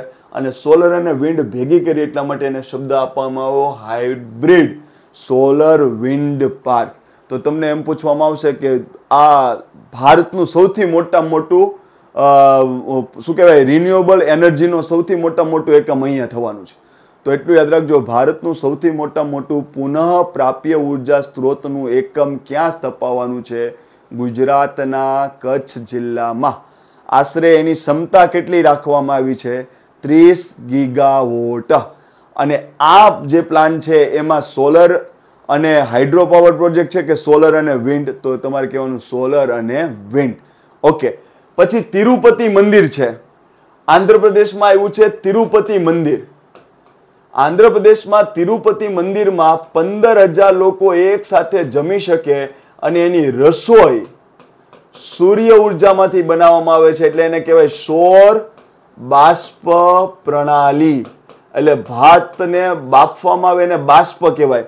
તો રસોઈની સૌર બાષ્પ પ્રણાલી આખી દુનિયામાં સૌથી મોટામાં મોટી રસોઈની સૌર બાષ્પ પ્રણાલી ક્યાં આવેલી છે? તો તિરુપતિ મંદિર ખાતે. આશરે 15,000 લોકો એક સાથે જમી શકે એટલી રસોઈ સૌર ઉર્જાનો ઉપયોગ કરીને બનાવવામાં આવે છે. આટલું પેલા બધાને ક્લિયર? ઓકે, સાથે સાથે અહીંયા તમે એક શબ્દ જોયો છે ને, ડીસેલિનેશન. તો એટલું યાદ રાખી લેજો કે ડીસેલિનેશનના પ્લાન્ટ ગુજરાતમાં બીજે ક્યાં ક્યાં થવાના છે. તો અહીંયા હું જે કહું છું એના પર થોડું ધ્યાન આપજો. ડીસેલિનેશન પ્લાન્ટ બીજા ગુજરાતમાં ક્યાં ક્યાં થવાના છે જો કેવી રીતના યાદ રાખજો. જો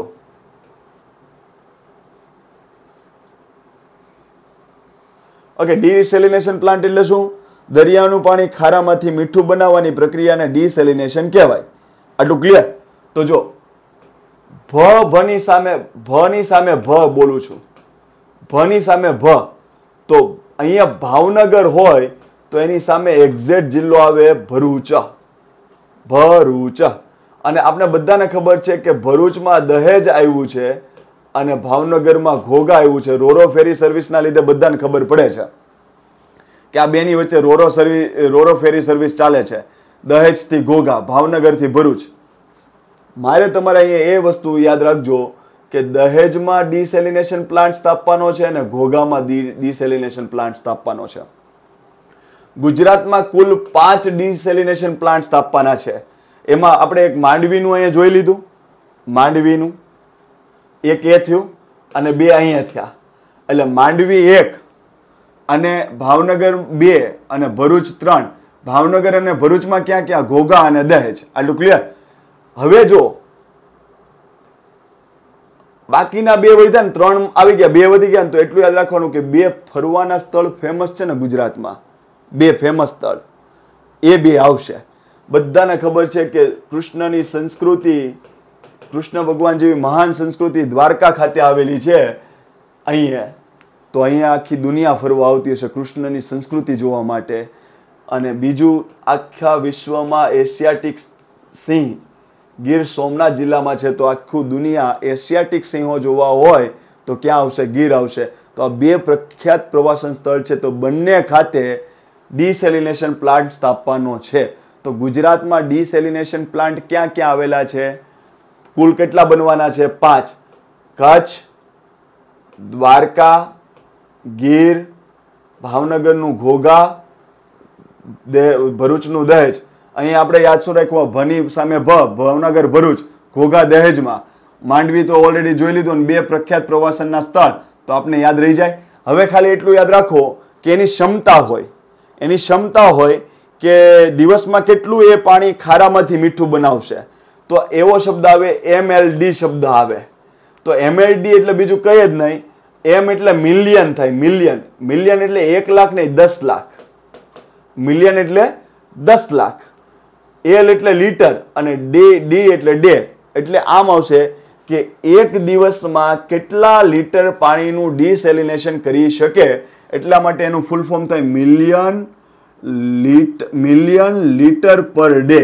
આટલું ક્લિયર? તો એટલું યાદ રાખવાનું કે અહીંયા આમ યાદ રાખવાનું, દહેજમાં 100 રૂપિયા માંગ્યા. કેટલા રૂપિયા માંગ્યા? 100 રૂપિયા માંગ્યા. એટલે સામેની પાર્ટી છે ને એને કીધું 100 દેવાની કેપેસિટી નથી, મારી 70 દેવાની કેપેસિટી છે. બરાબર?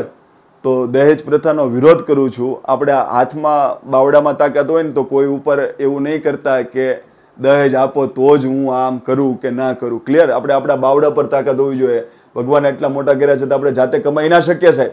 તો કોઈ ઉપર આધાર રાખવો નહીં. પણ અહીંયા આપણે ફની રીતના યાદ રાખીએ છીએ કે દહેજમાં કેટલા માંગ્યા? 100. તો સામેની પાર્ટી એટલે કે ભાવનગરે એમ કીધું કે ભાઈ આપણે 70 દઈ શકીએ એમ છીએ. તો 100 અને 70 અહીંયા યાદ રાખજો. દહેજમાં જે પ્લાન્ટ સ્થપાવવાનો છે એની કેપેસિટી છે 100 MLD, એટલે કે 100 મિલિયન લીટર પર ડે. અને ઘોઘામાં જે સ્થપાવવાની છે એનું કેપેસિટી છે 70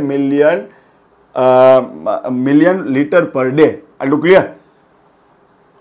કચ્છમાં રણ છે એટલે એટલું યાદ રાખવાનું કે ત્યાં મોટો આંકડો જોવો જોઈએ સાહેબ. કચ્છમાં રણ છે તો પાણી તો જોશે ને સાહેબ, બીજું તો કઈ છે નહીં, તો દરિયાનું પાણી જ કરવાનું છે.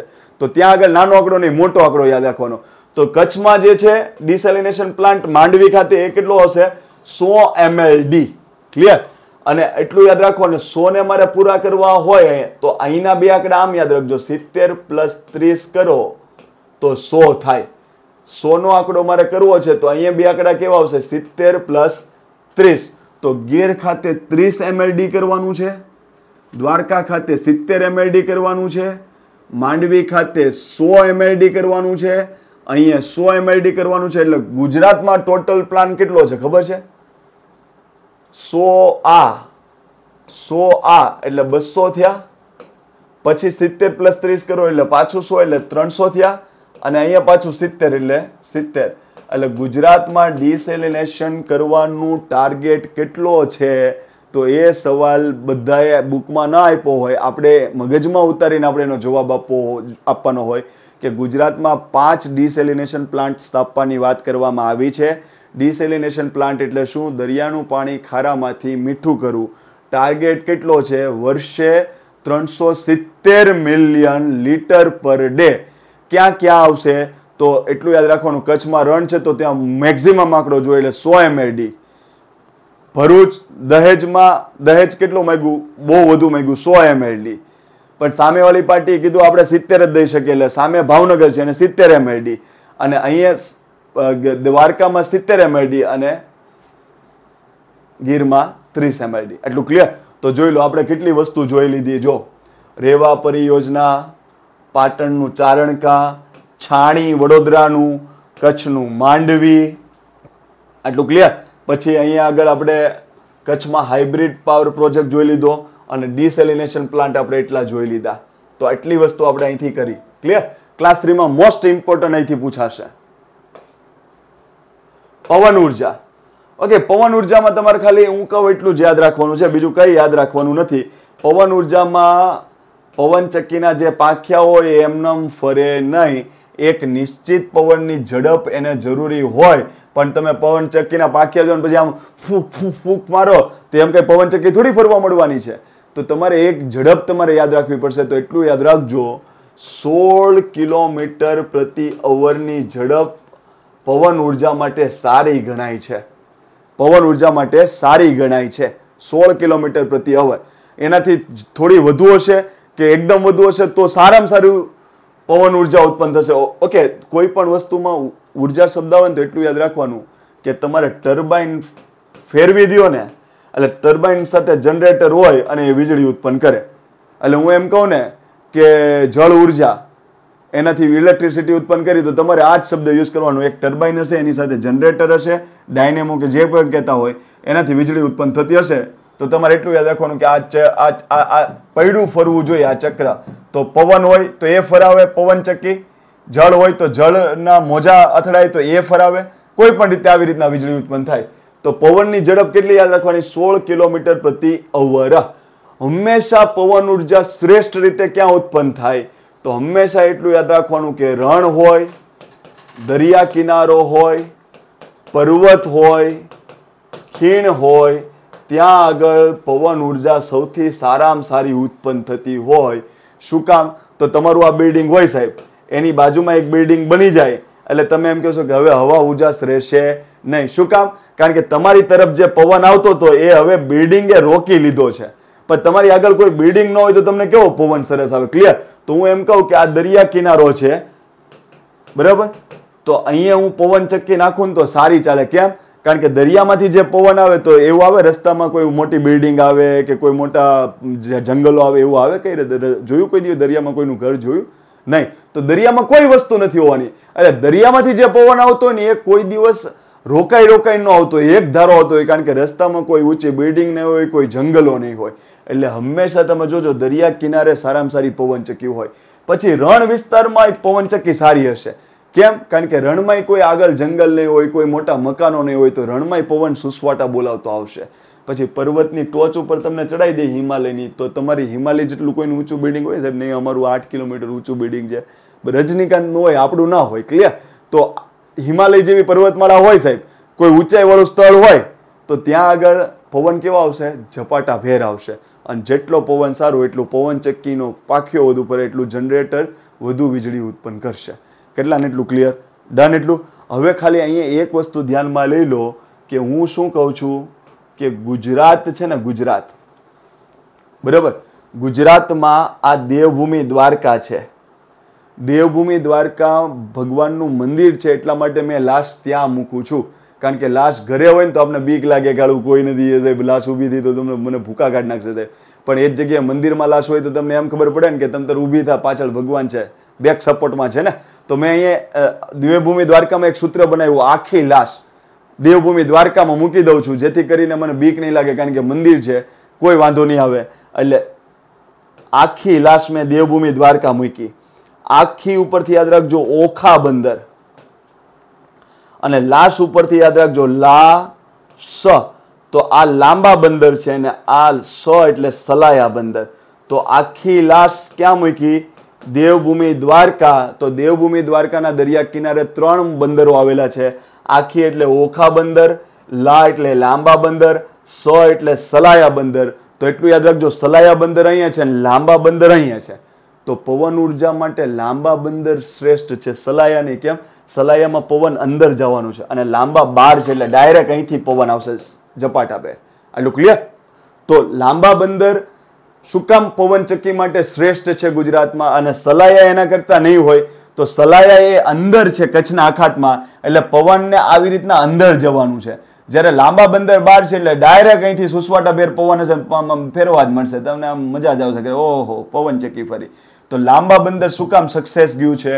ગુજરાતમાં તમે 2 શબ્દ તમે પવન ઉર્જા માટે સાંભળો છો, વિન્ડ ફાર્મ માટે, એક માંડવી અને એક લાંબા. ઓખા પણ સાંભળો છો, ઓખા, લાંબા અને માંડવી. તો ઓખાની સ્થિતિ પણ જોઈ લો, અહીંયા જ છે, ડાયરેક્ટ પવન આવશે ને ઉપાડી લેશે. તો ઓખાની સ્થિતિ જોઈ લો, લાંબાની સ્થિતિ જોઈ લો. પછી કચ્છનું માંડવી અહીંયા છે, તો અહીંયા પવન આવશે ને તો માંડવીમાં પણ ઉપાડી લેશે. તો એટલું યાદ રાખવાનું કે પવન ચક્કી પવન ઉર્જા ઉત્પન્ન થાય છે ને. હવે જો ધ્યાનથી જોજો. અહીંયા તામિલનાડુ છે અને અહીંયા ગુજરાત છે. પવન ઉર્જામાં ભારતમાં ટોપ નંબર ઉપર 2 રાજ્ય આવે છે, ગુજરાત અને તામિલનાડુ. આ 2 રાજ્ય ટોપ ઉપર આવે છે કારણ કે બંને દરિયા કિનારે આવેલા છે. એટલે પવન કેવા આવશે? સોલિડ આવશે, સરસ આવશે. હવે હું તમને હવામાન આબોહવાનો ટોપિક ભણાવીને ત્યારે એમ ભણાવીશ કે ભારતના ઉપરના ભાગમાં પવનો આ દિશામાંથી આવે છે અને ભારતના નીચેના ભાગમાં પવનો આ દિશામાંથી આવે છે. હું ભણાવીશ તમને હવામાન આબોહવા. તો એટલું યાદ રાખો કે ગુજરાત શું કામે શ્રેષ્ઠ થયું અને તામિલનાડુ શું કામે શ્રેષ્ઠ થયું?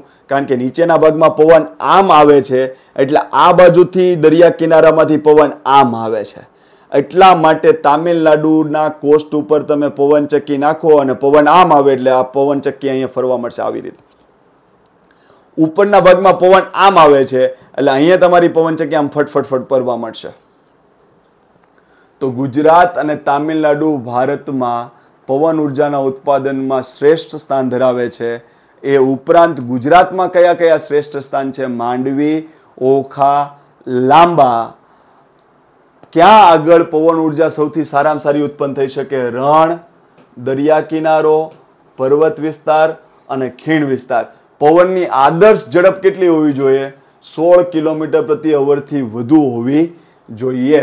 દુનિયામાં પવન ઉર્જાના ઉત્પાદનમાં ભારતનું સ્થાન 5મું છે.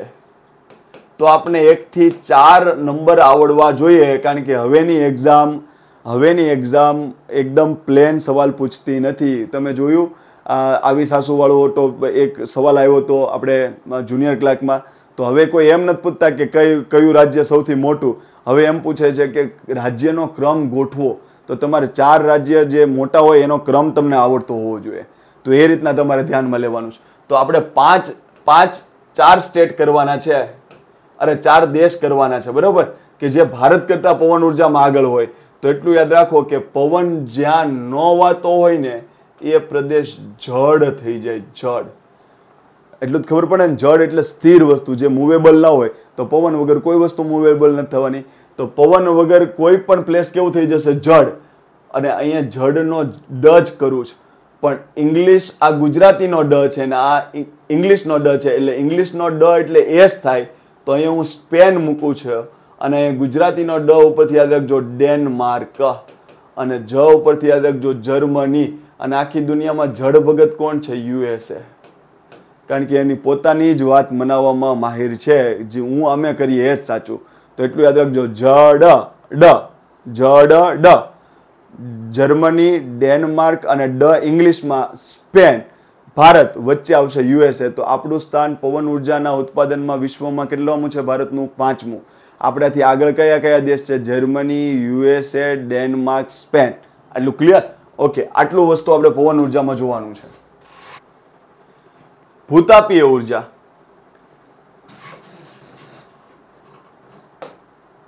ઓકે, ભૂતાપીય ઉર્જા એટલે શું? પૃથ્વી છે ને સૂર્યથી અલગ પડીને એટલે એકદમ ધગધગતી હતી. જેમ ચા દૂધ ગરમ મૂકો તમે એટલે દૂધ જેમ ગરમ છે એવી જ રીતના સૂર્યથી જ્યારે પૃથ્વી અલગ પડી હતી ને ત્યારે ગરમ હતી.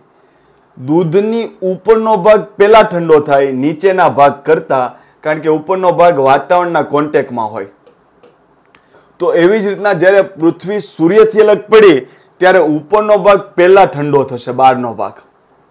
કારણ કે કોના કોન્ટેક્ટમાં છે? વાતાવરણના કોન્ટેક્ટમાં છે. જેમ દૂધનો ભાગ ઉપરનો ભાગ પહેલા ઠંડો થાય કારણ કે વાતાવરણના કોન્ટેક્ટમાં છે, એટલે જેવો ઠંડો થશે ને એટલે ઠંડી વસ્તુ સંકોચાઈને ઉપરનું લેયર ઘન અવસ્થામાં આવી ગયું, જેને આપણે તર અથવા તો મલાઈ કહીએ છીએ. અને નીચેનો ભાગમાં તમે આને તોડીને આંગળી નાખશો ને એટલે દૂધને અડશો ગરમ, તો પણ તમે કરો તો થાય જ ને એવી વસ્તુ. તો નીચેનો ભાગ પ્રવાહી છે અને તમે એમાં ગયા મલાઈને તોડીને તો તમને ગરમ લાગશે. તો સેમ પ્રિન્સિપલ અહીંયા છે કે સૂર્યથી પૃથ્વી અલગ પડી તો ગરમ ધગધગતો લાવાનો ગોળો હતો, પણ બહારનો ભાગ વાતાવરણના કોન્ટેક્ટમાં પહેલા આવે તો એ પહેલા ઠરી ગયો, એટલે ઠંડો ભાગ અહીંયા સંકોચાઈને અહીંયા ઘન પોપડો બની ગયો. આવો બહારનો જેમ દૂધની તર બને ને એવી રીતે જેમ તરને તોડીને તમે અંદર આંગળી જવા દો તો પ્રવાહી ભાગ આવશે અને એકદમ શું કહેવાય ગરમ ભાગ આવશે. તો એમ તમે પૃથ્વીના પોપડાને તોડીને તમે અંદર જશો ને તો ઘનની જગ્યાએ અર્ધ પ્રવાહી ભાગ આવશે, પછી પ્રવાહી ભાગ આવશે, એવા ભાગ આવશે. તો મારે ખાલી તમને એટલું જ કહેવાનું છે કે હજુ પૃથ્વી અંદરથી ગરમ જ છે. જેમ દૂધની તર ઉપરથી ઠંડી લાગે પણ અંદર ગરમ હોય દૂધ, એવી જ રીતના બહારથી ખાલી ઘન પોપડો જ તમને ઠંડો લાગે છે પણ હજુ પણ પૃથ્વી અંદરથી કેવી છે? ગરમ છે. આટલું પેલા ક્લિયર? તો એવી દ્રષ્ટિમાં તમારે ખાલી એટલું સમજવાનું કે ઉપર કોઈ ફાટ હોય કે છિદ્ર હોય એમાંથી પાણી નીચે ઉતરે, જમીનની નીચે ઉતરે. તો એટલું યાદ રાખવાનું કે આ પાણીનું જે સ્ત્રોત હશે ને એ પૃથ્વીના ગરમીના સંપર્કમાં આવશે. કારણ કે પૃથ્વીની નીચે જતા જતા ઠંડી વધે છે કે ગરમી વધે છે. તો આ પાણી પૃથ્વીના ગરમીના કોન્ટેક્ટમાં આવ્યું એટલે આ પાણી ગરમ થશે અને અહીંયા ગરમ પાણીની વરાળ નીકળશે. ભૂ એટલે જમીન, તાપ એટલે તમારે એમ નહીં સમજવાનું કે ડાયરેક્ટ નીચે ગેસનો સ્ટવ હોય એમ આગ નીકળતી હોય ને તમે ત્યાં ડાયરેક્ટ એમ કહો કે સાહેબ હવે ગેસના બાટલા શું કામ આપણે લેવા, આપણે અહીંયા જ આપણે રસોઈ બનાવીએ. તો એવી રીતના ભૂતાપીય ઉર્જાને નથી સમજવાની. ભૂતાપીય ઉર્જાને તમારે આવી રીતના સમજવાની કે જમીનની અંદરની ગરમી પાણીને ગરમ કરીને વરાળ સ્વરૂપે બહાર નીકળે છે અને એ વરાળને તમે એક જગ્યાએ ભેગી કરો, આમ એવું કંઈક સાધન સામગ્રી કે એવું તમે રચના કરો કે એક જગ્યાએ વરાળ ભેગી થાય અને એના ઉપર તમે ટર્બાઇન મૂકો એટલે વરાળના લીધે ટર્બાઇન ફરશે અને ટર્બાઇન ફરશે એટલે વીજળી જનરેટ થશે. એને કહેવાય ભૂતાપીય ઉર્જા. આટલું ક્લિયર? તો તમારે આ શબ્દ યાદ રાખવાનો છે, ભૂતાપીય ઉર્જા. ખાલી તમારે અહીંયા હું કહું ને એ એક વસ્તુ પર ફોકસ કરવાનો છે કે ભારતમાં 2 અને ગુજરાતમાં 4 ગરમ પાણીના ઝરા તમારે યાદ રાખવાનો છે. ભારતમાં 2 અને ગુજરાતમાં 4. 50% રિઝલ્ટ છે. 4 અહીંયા છે તો ભારતમાં કેટલા છે? 2. હવે અહીંયા યાદ રાખજો, આમાંથી બધા જ વિદ્યાર્થીને હું માનું છું કે એવું એને ખબર હશે કે લસુંદરા છે, લસુંદરા, પછી ટુવા છે, પછી ઉન્નાઈ છે અને તુલસીશામ છે. આ 4 ગુજરાતના ગરમ પાણીના ઝરા છે. હવે તમે ત્યાં જો ટર્બાઇન ફેરવીને વીજળી ઉત્પન્ન કરવાનું કરો ને એ વરાળનો ઉપયોગ કરીને, તો એને કહેવાય ભૂતાપીય ઉર્જા. એટલું પેલા ક્લિયર? ઈમાનદારીથી તમારી રીતના તમે વિચારજો કે કેટલા વિદ્યાર્થી એવું સ્વીકારે છે કે સાહેબ અમને 4 ગરમ પાણીના ઝરા ગુજરાતમાં નામ આવડે છે પણ અમે એવું સ્વીકારીએ છીએ કે આ 4 ગરમ પાણીના ઝરા કયા જિલ્લામાં છે ને એ અમને નથી ખબર. તો જો એવું તમે સ્વીકારતા હોય ને તો એટલું યાદ રાખજો કે ગુજરાતનો મોટા ભાગના છોકરાઓ એવું સ્વીકારે છે. હું જે જુદા જુદા ક્લાસીસમાં લેક્ચર લેવા જતો હોઉં ત્યાં હું પૂછતો હોઉં તો મેજોરિટી વર્ગ એવું સ્વીકારે કે સાહેબ અમને 4 નામ આવડે છે, ખબર જ છે પણ અમને એના જિલ્લાઓ નથી ખબર. તો એક્ઝામિનરને આ વસ્તુ ખબર જ હોય એટલે એક્ઝામિનર એમ ન પૂછે ગરમ પાણીના ઝરા કયા છે કયા નથી. એક્ઝામિનર તમને ન આવડતું હોય એવી રજૂઆત કરવાની કોશિશ કરે તો શું કરશે? આ બાજુ એમાં ગરમ પાણીના ઝરાના લિસ્ટ હશે અને સામેના પોર્શન ઉપર જિલ્લાનું લિસ્ટ હશે ને એમ કહેશે જોડકા જોડો. તો તમને એ એકદમ સિમ્પલ રીતે યાદ રાખો. જો લસુંદરામાં તમને લસણ દેખાવું જોઈએ, લસણ. હવે લસણ હોય એમને પેદા થાય? આમ જમીનમાંથી હુ હો હા હા કરતું એમ લસણ એમ પેદા થાય? લસણને પેદા કરવા માટે ખેડ કરવી પડે. તો એટલું યાદ રાખો, લસણ ઉપરથી યાદ રાખજો, લસુંદરામાં લસણ ઉપરથી યાદ રાખજો કે લસણની ખેડ કરવી પડે. તો લસુંદરા કયા જિલ્લામાં આવ્યું છે? ખેડા જિલ્લામાં. પછી ઉનાઈમાં યાદ રાખો નાઈ શબ્દ છે, નાઈ. તો તમે નાઈ કરો તો તમને નવું ફ્રેશ ફીલ થાય ને કે માંદા જેવા રાગો, ફ્રેશ ફિલિંગ આવે ને. તો એટલું યાદ કરો કે ઉનાઈમાં મેં શું કર્યું? નાઈ કરશો ને તો નવું ફીલ થશે ભાઈ, નવું ફીલ થશે નાઈ કરશો તો. તો નવું પરથી યાદ રાખજો નવસારી. તો ઉનાઈ ક્યાં આવ્યું છે? નવસારી. હવે તુલસીશામ ન ખબર હોય તો એટલું યાદ રાખજો તૈયારી નહીં કરતા, કારણ કે આ ફેમસ સ્થળ છે, બધાને ખબર હોય ગીર સોમનાથ જિલ્લામાં તુલસીશામ આવેલું છે. તો તુલસીશામ ક્યાં છે? ગીર સોમનાથ જિલ્લામાં. ઓકે, ટુવા એક યાદ રાખી લો, પંચમહાલ જિલ્લો. પંચમહાલ જિલ્લામાં આવ્યું છે ટુવા. આટલું ક્લિયર? તો આપણે 4 જિલ્લાનું સેટિંગ થઈ ગયું. હવે ભારતમાં બે જે છે ને એટલું યાદ રાખો કે ગરમ પાણીના ઝરા ભારતમાં એવી જગ્યાએ આવ્યા છે કે ત્યાં તમને કલ્પના ન થાય. ઠંડામાં ઠંડા પ્રદેશમાં આવેલા છે. ઠંડામાં ઠંડા પ્રદેશમાં ભારતના બે ગરમ પાણીના ઝરા આવેલા છે. એટલે કયા કયા છે? જો એક તો બધાને ઠંડુ બોલું ને એટલે જમ્મુ કાશ્મીર તો યાદ આવી જ જાય, અને બીજું હિમાચલ પ્રદેશ બધાને યાદ આવી જાય. બધા વાતમાં ક્યાં ફરવા જવું? કુલ્લુ મનાલી શિમલા. ક્યાં ફરવા જવું? કુલ્લુ મનાલી શિમલા. તો બધાને ખબર છે ને ત્યાં તમે ગરમી લેવા નથી જતા, ઠંડક લેવા જાઓ છો. તો ઠંડામાં ઠંડા પ્રદેશ ભારતના ક્યાં છે? જમ્મુ કાશ્મીર ને હિમાચલ પ્રદેશ. ત્યાં ગરમ પાણીના ઝરા આવ્યા છે. તો એટલું યાદ રાખજો કે તમારે બે જગ્યા યાદ રાખવાની છે. એક જમ્મુ કાશ્મીર, પણ જમ્મુ કાશ્મીરમાંથી મોદી સાહેબે 370ની કલમ હટાવી લીધી છે. હવે જમ્મુ કાશ્મીર આખું રાજ્ય નથી. હવે આ લદ્દાખ કેન્દ્ર શાસિત પ્રદેશ છે, અને આટલો જ જમ્મુ કાશ્મીરનો ભાગ છે. તો ખાસ યાદ રાખજો, એક લદ્દાખમાં યાદ રાખવાનું છે અને એક હિમાચલ પ્રદેશમાં યાદ રાખવાનું છે. હિમાચલ પ્રદેશમાં એટલું યાદ રાખવાનું છે મણિકર્ણ. મણિકર્ણ. અને લદ્દાખમાં તમારે યાદ રાખવાનું છે પુંગા ઘાટી. પુંગા ઘાટી. તો તમારે એટલું યાદ રાખવાનું છે ગરમ પાણીના ઝરા આખા ભારતમાં મહત્વના કેટલા છે? 6. એમાંથી 4 ગુજરાતમાં છે. લસુંદરા, ઉન્નાઈ, તુલસીશ્યામ, ટુવા. એના જિલ્લા મેં તમને કહી દીધા. ભારતમાં યાદ રાખવા માટે મેં તમને એમ કીધું છે કે ગરમ પાણીના ઝરા ભારતના 2 સૌથી ઠંડા રાજ્યમાં છે. એક લદ્દાખ અને બીજું હિમાચલ પ્રદેશ. લદ્દાખમાં જે છે એનું નામ છે પુંગા ઘાટી, અને હિમાચલ પ્રદેશમાં છે એનું નામ છે મણિકર્ણ. આટલું ક્લિયર? ઓકે, આગળ જઈએ.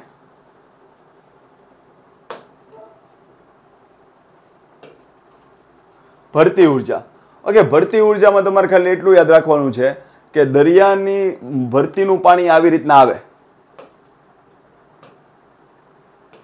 ઊંચી ભરતીનું પાણી અને પાછી ઓટ આવે.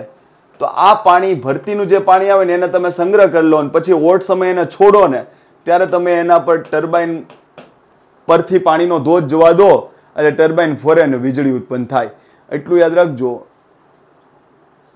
દરિયાના મોજા આમ જતા હોય ને તો તમે ટર્બાઇન પણ ગોઠવી શકો કે દરિયાનું મોજું જાય તો ટર્બાઇનને ફેરવે અને વીજળી ઉત્પન્ન થાય.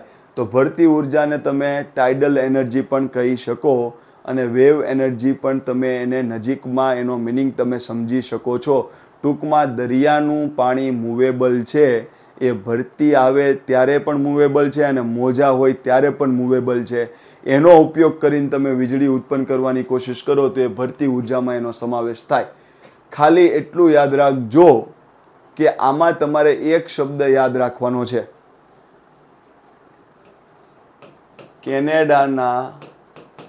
કેનેડામાં નોવા સ્કોટિયા ખાતે ફંડીની ખાડી આવેલી છે, જેમાં 15 મીટર ઊંચા મોજા બને છે. 15 મીટર એટલે આપણે સુનામીની નજીકના મોજા તમારે યાદ રાખવાના. એટલા ઊંચા મોજા બને છે. દુનિયામાં સૌથી ઊંચા મોજા ત્યાં બને છે. ક્યાં આગળ? ફંડીની ખાડી ખાતર. જીસીઆરટીમાં આપ્યું છો. હું મારું શું કહેવાય પ્રાઇવેટ વસ્તુ બોલતો નથી. સરકારે જીસીઆરટીની બુકમાં મૂક્યું છે એટલા માટે પૂછવાની સંભાવના છે. તો કેનેડાના નોવા સ્કોટિયા ખાતે ફંડીની ખાડી આવેલી છે. ઓકે, કેનેડાથી અત્યારમાં બધા મોસ્ટ ઓફ આપણા રિલેટિવ્સ હશે તો કેનેડાથી ફંડ આવે છે એમ યાદ રાખજો. તો કેનેડા ખાતે ફંડીની ખાડી આવેલી છે. ત્યાં આગળ 15 મીટર જેટલા ઊંચા મોજા ઉછળે છે.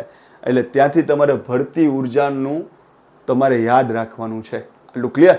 અને ગુજરાતમાં પણ ભરતી ઉર્જા માટે પ્રયત્ન ચાલુ કરી દેવામાં આવ્યા છે.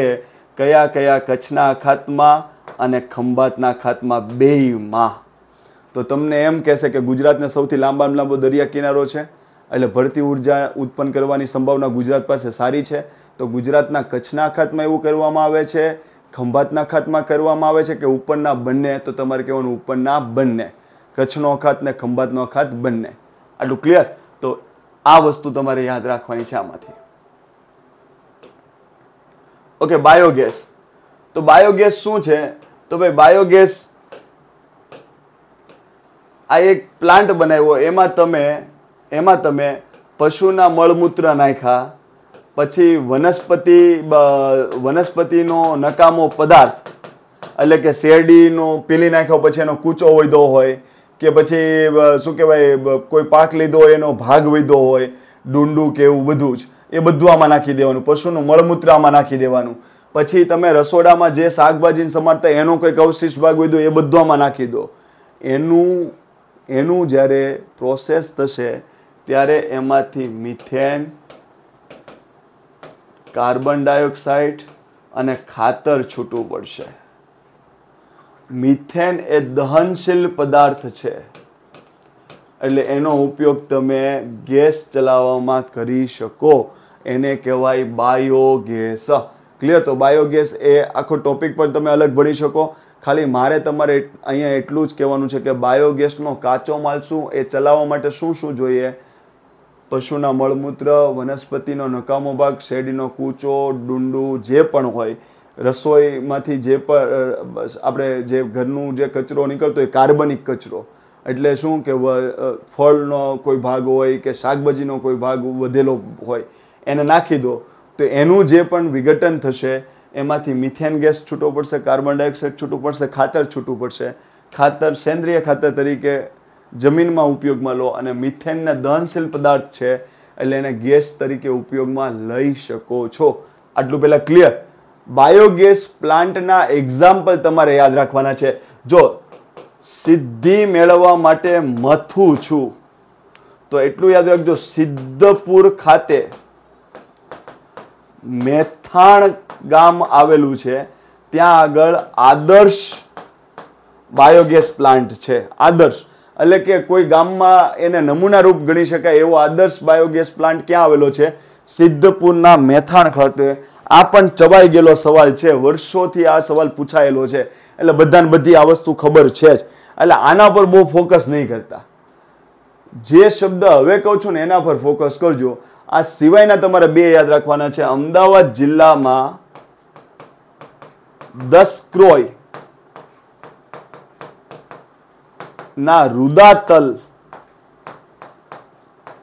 ખાતે મોટો બાયોગેસ પ્લાન્ટ આવેલો છે. અમદાવાદના દસક્રોઈના રુદાતલ ખાતે મોટો બાયોગેસ પ્લાન્ટ આવેલો છે. જીસીઆરટીમાં 2 ધોરણમાં 2 જગ્યાએ સેમ ઉલ્લેખ આપેલો છે. એટલે એટલું યાદ રાખજો, અમદાવાદ જિલ્લાના દસક્રોઈ ગામ, જે પણ તાલુકો વોટેવર જે બનતું હોય, ત્યાં આગળ રુદાતલ આ ગામ આવેલું છે, ત્યાં આગળ મોટો બાયોગેસ પ્લાન્ટ છે. અને બીજું જે યાદ રાખવાનું છે એમાં તો ઇઝીલી યાદ રહી જાય, બનાસકાંઠાનું દાંતીવાડા. આ રુદાતલ યાદ ન રહે તો આને 2 વખત વાંચવાની કોશિશ કરવાની. આ તો બધાને યાદ રહી જશે, બનાસકાંઠાનું દાંતીવાડા. તો જો ખાસ યાદ રાખજો, કયો ગેસ છૂટવો પડે? મિથેન. મેથાણ ગામ બધાને આવડે છે. તમને આ પૂછવાની સંભાવના બને, રુદાતલ શેના માટે પ્રખ્યાત છે એમ પૂછે તો બાયોગેસ પ્લાન્ટ માટે. આટલું ક્લિયર? ઓકે. ભૂમિ સંસાધન. ઓકે, ભૂમિ સંસાધનમાં બીજું કશું જ નથી. મેં પીડીએફ આપવાનો છું, એમાં મેન્સની જે તૈયારી કરતા હોય ને એના માટે એ ટોપિક છે, એટલે એટલો બધો આપણે ઇમ્પોર્ટન્ટ નથી. પણ તમને ક્યાંક એક શબ્દ કહી દો, એ તમને ક્યાંક કામ આવશે. લેન્ડ અને સોઇલ આ બંને અલગ છે. સોઇલ એટલે જમીન અને લેન્ડ એટલે ભૂમિ. તમારે કોઈ પણ જગ્યાએ જ્યાં આગળ પાક થતો હોય, ખેતી થતી હોય, વનસ્પતિ થતી હોય, તો એ જગ્યાએ આપણે જમીન શબ્દ ઉપયોગ કરવાનો હોય. એની સિવાયની કોઈ પણ જગ્યાએ તમે રહેઠાણવાળું મકાન બનાવતો હોય, આ તે વગેરે, તો એને આપણે ભૂમિ એટલે કે લેન્ડનો શબ્દ ઉપયોગ કરીએ છીએ. ક્લિયર? તો આ જીસીઆરટીમાં આની ડિફરન્સ આપ્યો છે, જીસીઆરટીમાં સરકારી બુકમાં. એટલે આને ખાલી ધ્યાનમાં રાખજો, સોઇલ અને લેન્ડ વચ્ચે શું ડિફરન્સ. તો એટલું યાદ રાખવાનું કે આ આખું ભૂમિ સંસાધન જ કહેવાય. પણ ભૂમિ સંસાધનના જે ભાગ ઉપર વનસ્પતિ થતી હોય, જંગલો થતા હોય, કૃષિના પાક લેવાતા હોય, તો એ બધાને આપણે સોઇલ કહીએ છીએ, જમીન. અને ભૂમિ સંસાધનના જે ભાગમાં ખેતી ન થતી હોય, વનસ્પતિનું ઉત્પાદન ન કરવામાં આવતું હોય અને બીજી કોઈ પ્રવૃત્તિ થતી હોય, રહેણાંક, ડેમ વગેરે, તો એને લેન્ડ કહેવાય. આટલું ક્લિયર? તો આવું આપેલું છે. બાકીનું મેં મેન્સ માટેનો ટોપિક છે એટલે મેં પીડીએફમાં આપી દીધું, તો તમને ઈચ્છા હોય તો વાંચજો. સાગરીય સંસાધન. ઓકે, સાગરીય સંસાધનમાં ખાલી એટલું યાદ રાખી લો કે સાગરને પણ સંસાધન શું કામ કહેવાય? તો સાગરના પેટાળમાં આ સાગર હોય અને આ એનું તળિયું હોય, તો તળિયામાંથી તમને હીરો પણ મળે છે, તળિયામાંથી તમને ગંધક પણ મળે છે, અને તળિયામાંથી તમને મેગ્નેટાઇટ એટલે લોખંડ પણ મળે છે, અને તળિયામાંથી તમને કુદરતી ગેસ પણ મળે છે, અને પેટ્રોલિયમ પદાર્થ પણ મળે છે. તમને એમ થાય કે અમે જોયું નહીં, તો આપણે એવું ભણીએ છીએ કે ગુજરાત પછી અહીંયા મહારાષ્ટ્રના મુંબઈના નજીક બોમ્બે હાઈ આવેલું છે. બોમ્બે હાઈ, ત્યાંથી તમે પેટ્રોલિયમ પદાર્થ કાઢો છો. તે તમે આ જ વાત છે. પછી ખંભાતના અખાતમાંથી તમે અંકલેશ્વરની એ નજીકથી તમે આલિયા બેટની એ બધી નજીકથી જે પેટ્રોલિયમ પદાર્થ મળે છે, તો એ પણ આ ભાગ છે. તો સમુદ્રના તળિયામાંથી તમને આવા ખનિજો મળે છે, હીરો, ગંધક, મેગ્નેટાઇટ, પેટ્રોલિયમ, કુદરતી ગેસ. પછી તમે સમુદ્રના બધું જ અહીંયા મછલી છે, બરાબર, ઝીંગા છે, તો આ બધાનો માંસાહાર કરનાર લોકો વ્યક્તિ ખાય છે. તો મનુષ્યએ પોતાની જરૂરિયાત માટે ઉપયોગમાં લીધું, એટલા માટે સંસાધન બની ગયું. મછલી પણ સંસાધન બની ગઈ, બરાબર ને? તો આ બધું સાગરીય સંસાધનમાં આવે. ક્લિયર? તો દરિયામાંથી જે માંસાહાર કરનાર લોકો જે ઝીંગા ખાય, માછલી ખાય, તો એ સાગરીય સંસાધનનો ભાગ કહેવાય. પછી દરિયાના પેટાળમાંથી આ ખનિજો મળે તો એને સાગરીય સંસાધનનો ભાગ કહેવાય. પછી દરિયાના મોજા આમ જતા હતા, તો એમાંથી તમે વીજળી ઉત્પન્ન કરી, ભરતી ઉર્જાનો ઉપયોગ કરી, તો એને પણ સાગરીય સંસાધનનો ભાગ કહેવાય. ઓકે ઓકે પશુ સંસાધન. પશુ સંસાધન શું કામ કહેવાય? પશુને પણ સંસાધન શું કામ કહેવાય? તો પશુ આપણે ચામડું આપે છે, પશુ આપણે દૂધ આપે છે, પશુ આપણે ઊન આપે છે, અને પશુ જે છે એ ટ્રાન્સપોર્ટેશન માટે પણ ઉપયોગી થાય છે. ઘોડો છે તો એ ટ્રાન્સપોર્ટેશન માટે ઉપયોગી કરો છો, તો એ પશુ સંસાધન કહેવાય. ક્લિયર? અને શું કહેવાય, દૂધ ને બધું આવી ગયું, ઊન, આ વગેરે વગેરે. ઊન ઉપરથી જીસીઆરટીમાં જે માહિતી છે ને એ આપણા માટે મહત્વની છે. તો ઊનના ઉત્પાદનમાં દુનિયામાં 2 દેશ આગળ છે, ઓસ્ટ્રેલિયા અને રશિયા. ઓસ્ટ્રેલિયા દુનિયામાં પહેલા નંબર ઉપર આવે છે ઊનના ઉત્પાદનમાં, કારણ કે ઓસ્ટ્રેલિયા અને સ્પેનમાં મેરિનો નામના ઘેટા થાય છે. જીસીઆરટીમાં આપ્યું છો, મેરિનો નામના ઘેટા થાય છે. આ ઘેટું તમે જોવો ને તો તમને એમ થાય કે ઘેટું ક્યાં છે, એટલો બધો ઊનના ગ્રોથ એના પર થાય છે. ક્લિયર? એટલે એક ઘેટું ખૂબ જ ઊનનું ઉત્પાદન કરીને આપે છે. તો દુનિયામાં સૌથી સારામાં સારું ઊનનું ઉત્પાદન કરતી ઘેટાની જાતિ છે, એનું નામ શું છે? મેરિનો. ક્લિયર? આ મેરિનો ઘેટું ક્યાં ક્યાં જોવા મળે? સ્પેન અને ઓસ્ટ્રેલિયા. દુનિયામાં સૌથી વધુ ઊનનું ઉત્પાદન કરતો દેશ કયો છે? ઓસ્ટ્રેલિયા. બીજો મહત્વનો દેશ કયો છે? રશિયા. આપણા રાજસ્થાનમાં ચોકલા નામનું ઘેટું થાય છે, ચોકલા નામનું ઘેટું. અને આ ચોકલા નામનું ઘેટું છે ને, મેરિનો ઘેટું જેવું જ ઊન સારું આપે છે, રાજસ્થાન રાજ્યમાં આવેલું. તો એ રાજસ્થાન રાજ્યમાં આવેલું ચોકલા છે ને, એ મેરિનો જેવું ઉત્પાદન આપે છે. એટલા માટે કયા ઘેટાની પ્રજાતિને મેરિનો ઘેટા ઓફ ઇન્ડિયા કહેવામાં આવે છે? એટલે મેરિનો શીપ ઓફ ઇન્ડિયા. તો તમારે જવાબ આપવાનું ચોકલા. ચોકલા એ શેની પ્રજાતિ છે? ઘેટું, બકરી, ગાય, ભેંસ. તો તમારે કહેવાનું ઘેટું. કયા રાજ્યમાં જોવા મળે? રાજસ્થાનમાં. શેના માટે પ્રખ્યાત છે? સૌથી વધુ ઊન આપતી ભારતની પ્રજાતિ. તેનું ઉપનામ શું છે? મેરિનો શીપ ઓફ ઇન્ડિયા. મેરિનો ઘેટો ભારતનો. આટલું ક્લિયર? તો એટલી વસ્તુ થઈ જાય. પછી ઊનના ઉદ્યોગના કેન્દ્રો જે આપ્યા છે એ આપણે ખાસ યાદ રાખવાનું છે. અને એટલું યાદ રાખવાનું કે ઊનના ઉદ્યોગના કેન્દ્રો છે ને આ ઉપરના રીજનમાં હશે, ઉપરના રીજનમાં. શું કામ? કારણ કે ઊન પછી રણમાં વેચવા ન જવાય, ત્યાં ગરમી પડતી હોય તો ત્યાં પછી ઊનના ઉદ્યોગના કેન્દ્ર ન સ્થાપવાના હોય. જે પ્રોડક્ટ જ્યાં વેચાતી હોય એની નજીકમાં એના કેન્દ્રો સ્થાપવાના હોય, જેથી કરીને ટ્રાન્સપોર્ટેશન ખર્ચ ન વધે. તો એટલું યાદ રાખજો કે આ હિમાલય રેન્જ છે, બરાબર? તો ઉત્તર પ્રદેશ છે તો એ હિમાલયની રેન્જની નજીક છે. હિમાલયની રેન્જ એમાંથી ઉપરથી પસાર થશે સાહેબ. તો ખાસ યાદ રાખજો. તો ઉત્તર પ્રદેશમાં એના કેન્દ્રો દેખાશે. પછી જમ્મુ કાશ્મીરને અહીંયા પંજાબ રાજ્ય અડે છે, તો પંજાબમાં એના કેન્દ્રો દેખાશે અને જમ્મુ કાશ્મીરમાં એના કેન્દ્રો દેખાશે. તો એટલું યાદ રાખજો, ભારતમાં ઊન ઉદ્યોગના કેન્દ્ર પૂછે ને તો આનાથી નીચેનું સ્થળ નહીં સિલેક્ટ કરતા, આટલાથી ઉપરનું સ્થળ સિલેક્ટ કરજો, કારણ કે હિમાલય રીજન છે એટલે અહીંયા ઊનના કપડાં વધુ પહેરાતા હશે. તો ખાસ યાદ રાખજો, જમ્મુ કાશ્મીરનું શ્રીનગર જે છે એ ઊન ઉદ્યોગનું કેન્દ્ર છે. પછી પંજાબમાં બે યાદ રાખવાના છે, અમૃતસર અને લુધિયાણા. તો પંજાબમાં જે બે સ્થળ યાદ રાખવાના છે એમાં અમૃતસર અને લુધિયાણા. અને યુપીમાં બે સ્થળ યાદ રાખવાના છે, એ કયા કયા? વારાણસી અને આગ્રા. તો તમને આમ યાદ રાખવાનું છે કે ભારતમાં ઊન ઉદ્યોગના કેન્દ્રો ક્યાં ક્યાં આવેલા છે, અથવા તો એમ પૂછે નીચેમાંથી કયું ઊન ઉદ્યોગનું કેન્દ્ર નથી, તો તમારે જવાબ યાદ રાખવાનું વારાણસી, આગ્રા યુપી, શ્રીનગર જમ્મુ કાશ્મીર અને પંજાબમાં અમૃતસર અને લુધિયાણા. એટલું યાદ રાખી લો એટલે આપણે આટલું વસ્તુ ક્લિયર થઈ ગયું છે. આટલું ક્લિયર.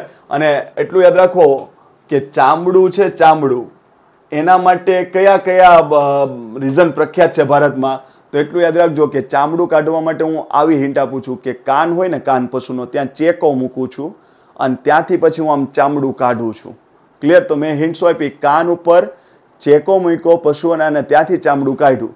તો હું આમ બોલો, કાન ઉપર ચેકો મૂકો અને પછી ત્યાંથી ચામડું કાઢવાનું છે. તો કાન ઉપરથી યાદ રાખજો કાનપુર, ચે ઉપરથી યાદ રાખજો ચેન્નાઈ, કો ઉપરથી બે પ્લેસ પ્રખ્યાત છે, કોલકાતા અને કોઈમ્બતુર. તો ભારતમાં ચામડાના એટલે કે ચર્મ ઉદ્યોગના કેન્દ્રો ક્યાં ક્યાં શ્રેષ્ઠ છે? કાનપુર, ચેન્નાઈ, કોલકાતા અને કોઈમ્બતુર. આટલું ક્લિયર?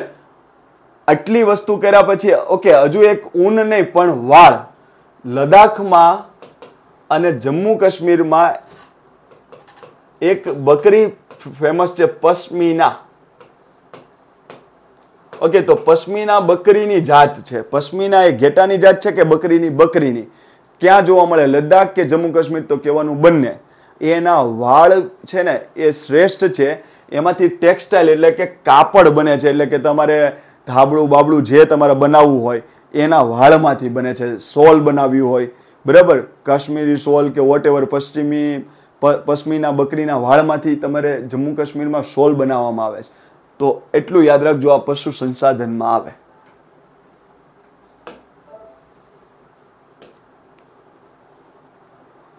આ વિડીયોના એન્ડમાં મને એક વાત તમારી સાથે શેર કરવાની મને ઈચ્છા થઈ છે. મેં આવું પહેલા સ્ટાર્ટિંગમાં નહીં કહું, આવું લાસ્ટમાં હું શું કામ કહીશ કે મારે ખાલી એવું જોવું છે કે જે લાસ્ટ સુધી કોણે વિડીયો જોયો છે. તો જે વ્યક્તિએ લાસ્ટ સુધી વિડીયો જોયો હોય ને, તો હું તમને એટલી તો સેલ્યુટ મારું છું કે જો વિડીયો ગમતો ન હોય ને તો જોવાય જ નહીં. અને જો વિડીયો ગમતો હોય ને તો એવી રીતના નહીં જોવાનું કે આગળનું 15 મિનિટ જોઈ લો અને છેલ્લે ન જોવું. હંમેશા કોઈ પણ સબ્જેક્ટને ન્યાયપૂર્વક જ આપવાની કોશિશ કરવાની. હું એમ નથી કહેતો કે વિડીયો આખો જોવો જ જોઈએ. હું શું કહું છું કે વિડીયો ન ગમતો હોય ને તો 15 મિનિટમાં જ એક્ઝિટ થઈ જવાનું, આપણે આગળ જોવો જ ન જોઈએ. પણ અહીંયા જે મને જોતા હશે એનો હું એવો વિશ્વાસ કરું છું કે એને એન્ડ સુધી જોયો છે. તો એન્ડ સુધી જોયો હોય ને તો હું તમને એટલો વિશ્વાસ સાથે કહું છું કે જીસીઆરટીની બુક તમારે ફેંદવાની છૂટ.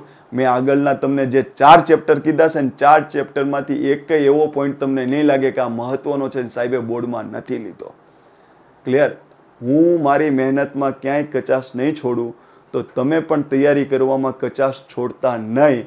જો તમે આ સિરીઝ જોતા હોય ને તો હું તમને એટલી રિક્વેસ્ટ કરું છું કે તમે જો ન ગમતું હોય ને તો એક પણ લેક્ચર નહીં જોતા, અને જો ગમતું હોય ને તો એવી રીતના લેક્ચર નહીં જોતા કે ટાઇટલ વાંચ્યું કે જંગલ પૂછાય છે તો આ ભણી લઉં, પછી આ ટોપિક નથી પૂછાતો તો આ વિડીયો નહીં જોવાનો, એવું નહીં કરતા. મેં શું કીધું? ન ગમતી હોય ભણવાની મેથડ તો એકેય વસ્તુ જોતા જ નહીં સાહેબ. અને જો તમને ભણવાની મેથડ તમને ગમતી હોય તો હું તમને એવો આગ્રહ કરું છું કે કોઈ પણ ટોપિક ઉપર હું વિડીયો બનાવું તો જોવાનો પ્રયત્ન કરો, કારણ કે મને તમારા સમયની ઉપયોગિતા ખબર છે. તમારો સમય હું ખોટી રીતના વેસ્ટ કરીશ નહીં. જેટલું જીસીઆરટીમાં સરસ ઓથેન્ટિક વસ્તુ આપ્યો છે ને એનો હું લેક્ચર સરસ બનાવવાનો છું. તો ખાસ જો તમને ગમ્યું હોય તો લાઈક કરો, શેર કરો, સબસ્ક્રાઈબ કરો. તમારા મિત્રને તમારો પ્રતિભાવ આપો. જે પણ સારો હોય તો સારો પ્રતિભાવ આપજો, ખરાબ હોય તો ખરાબ પ્રતિભાવ આપજો, પણ તમે તમારી સુધી સીમિત નહીં રાખતા. આપણે આપણી આ મુહિમને આગળ વધારજો. જય હિન્દ, જય ભારત. આની PDF હું નીચે મૂકી આપીશ.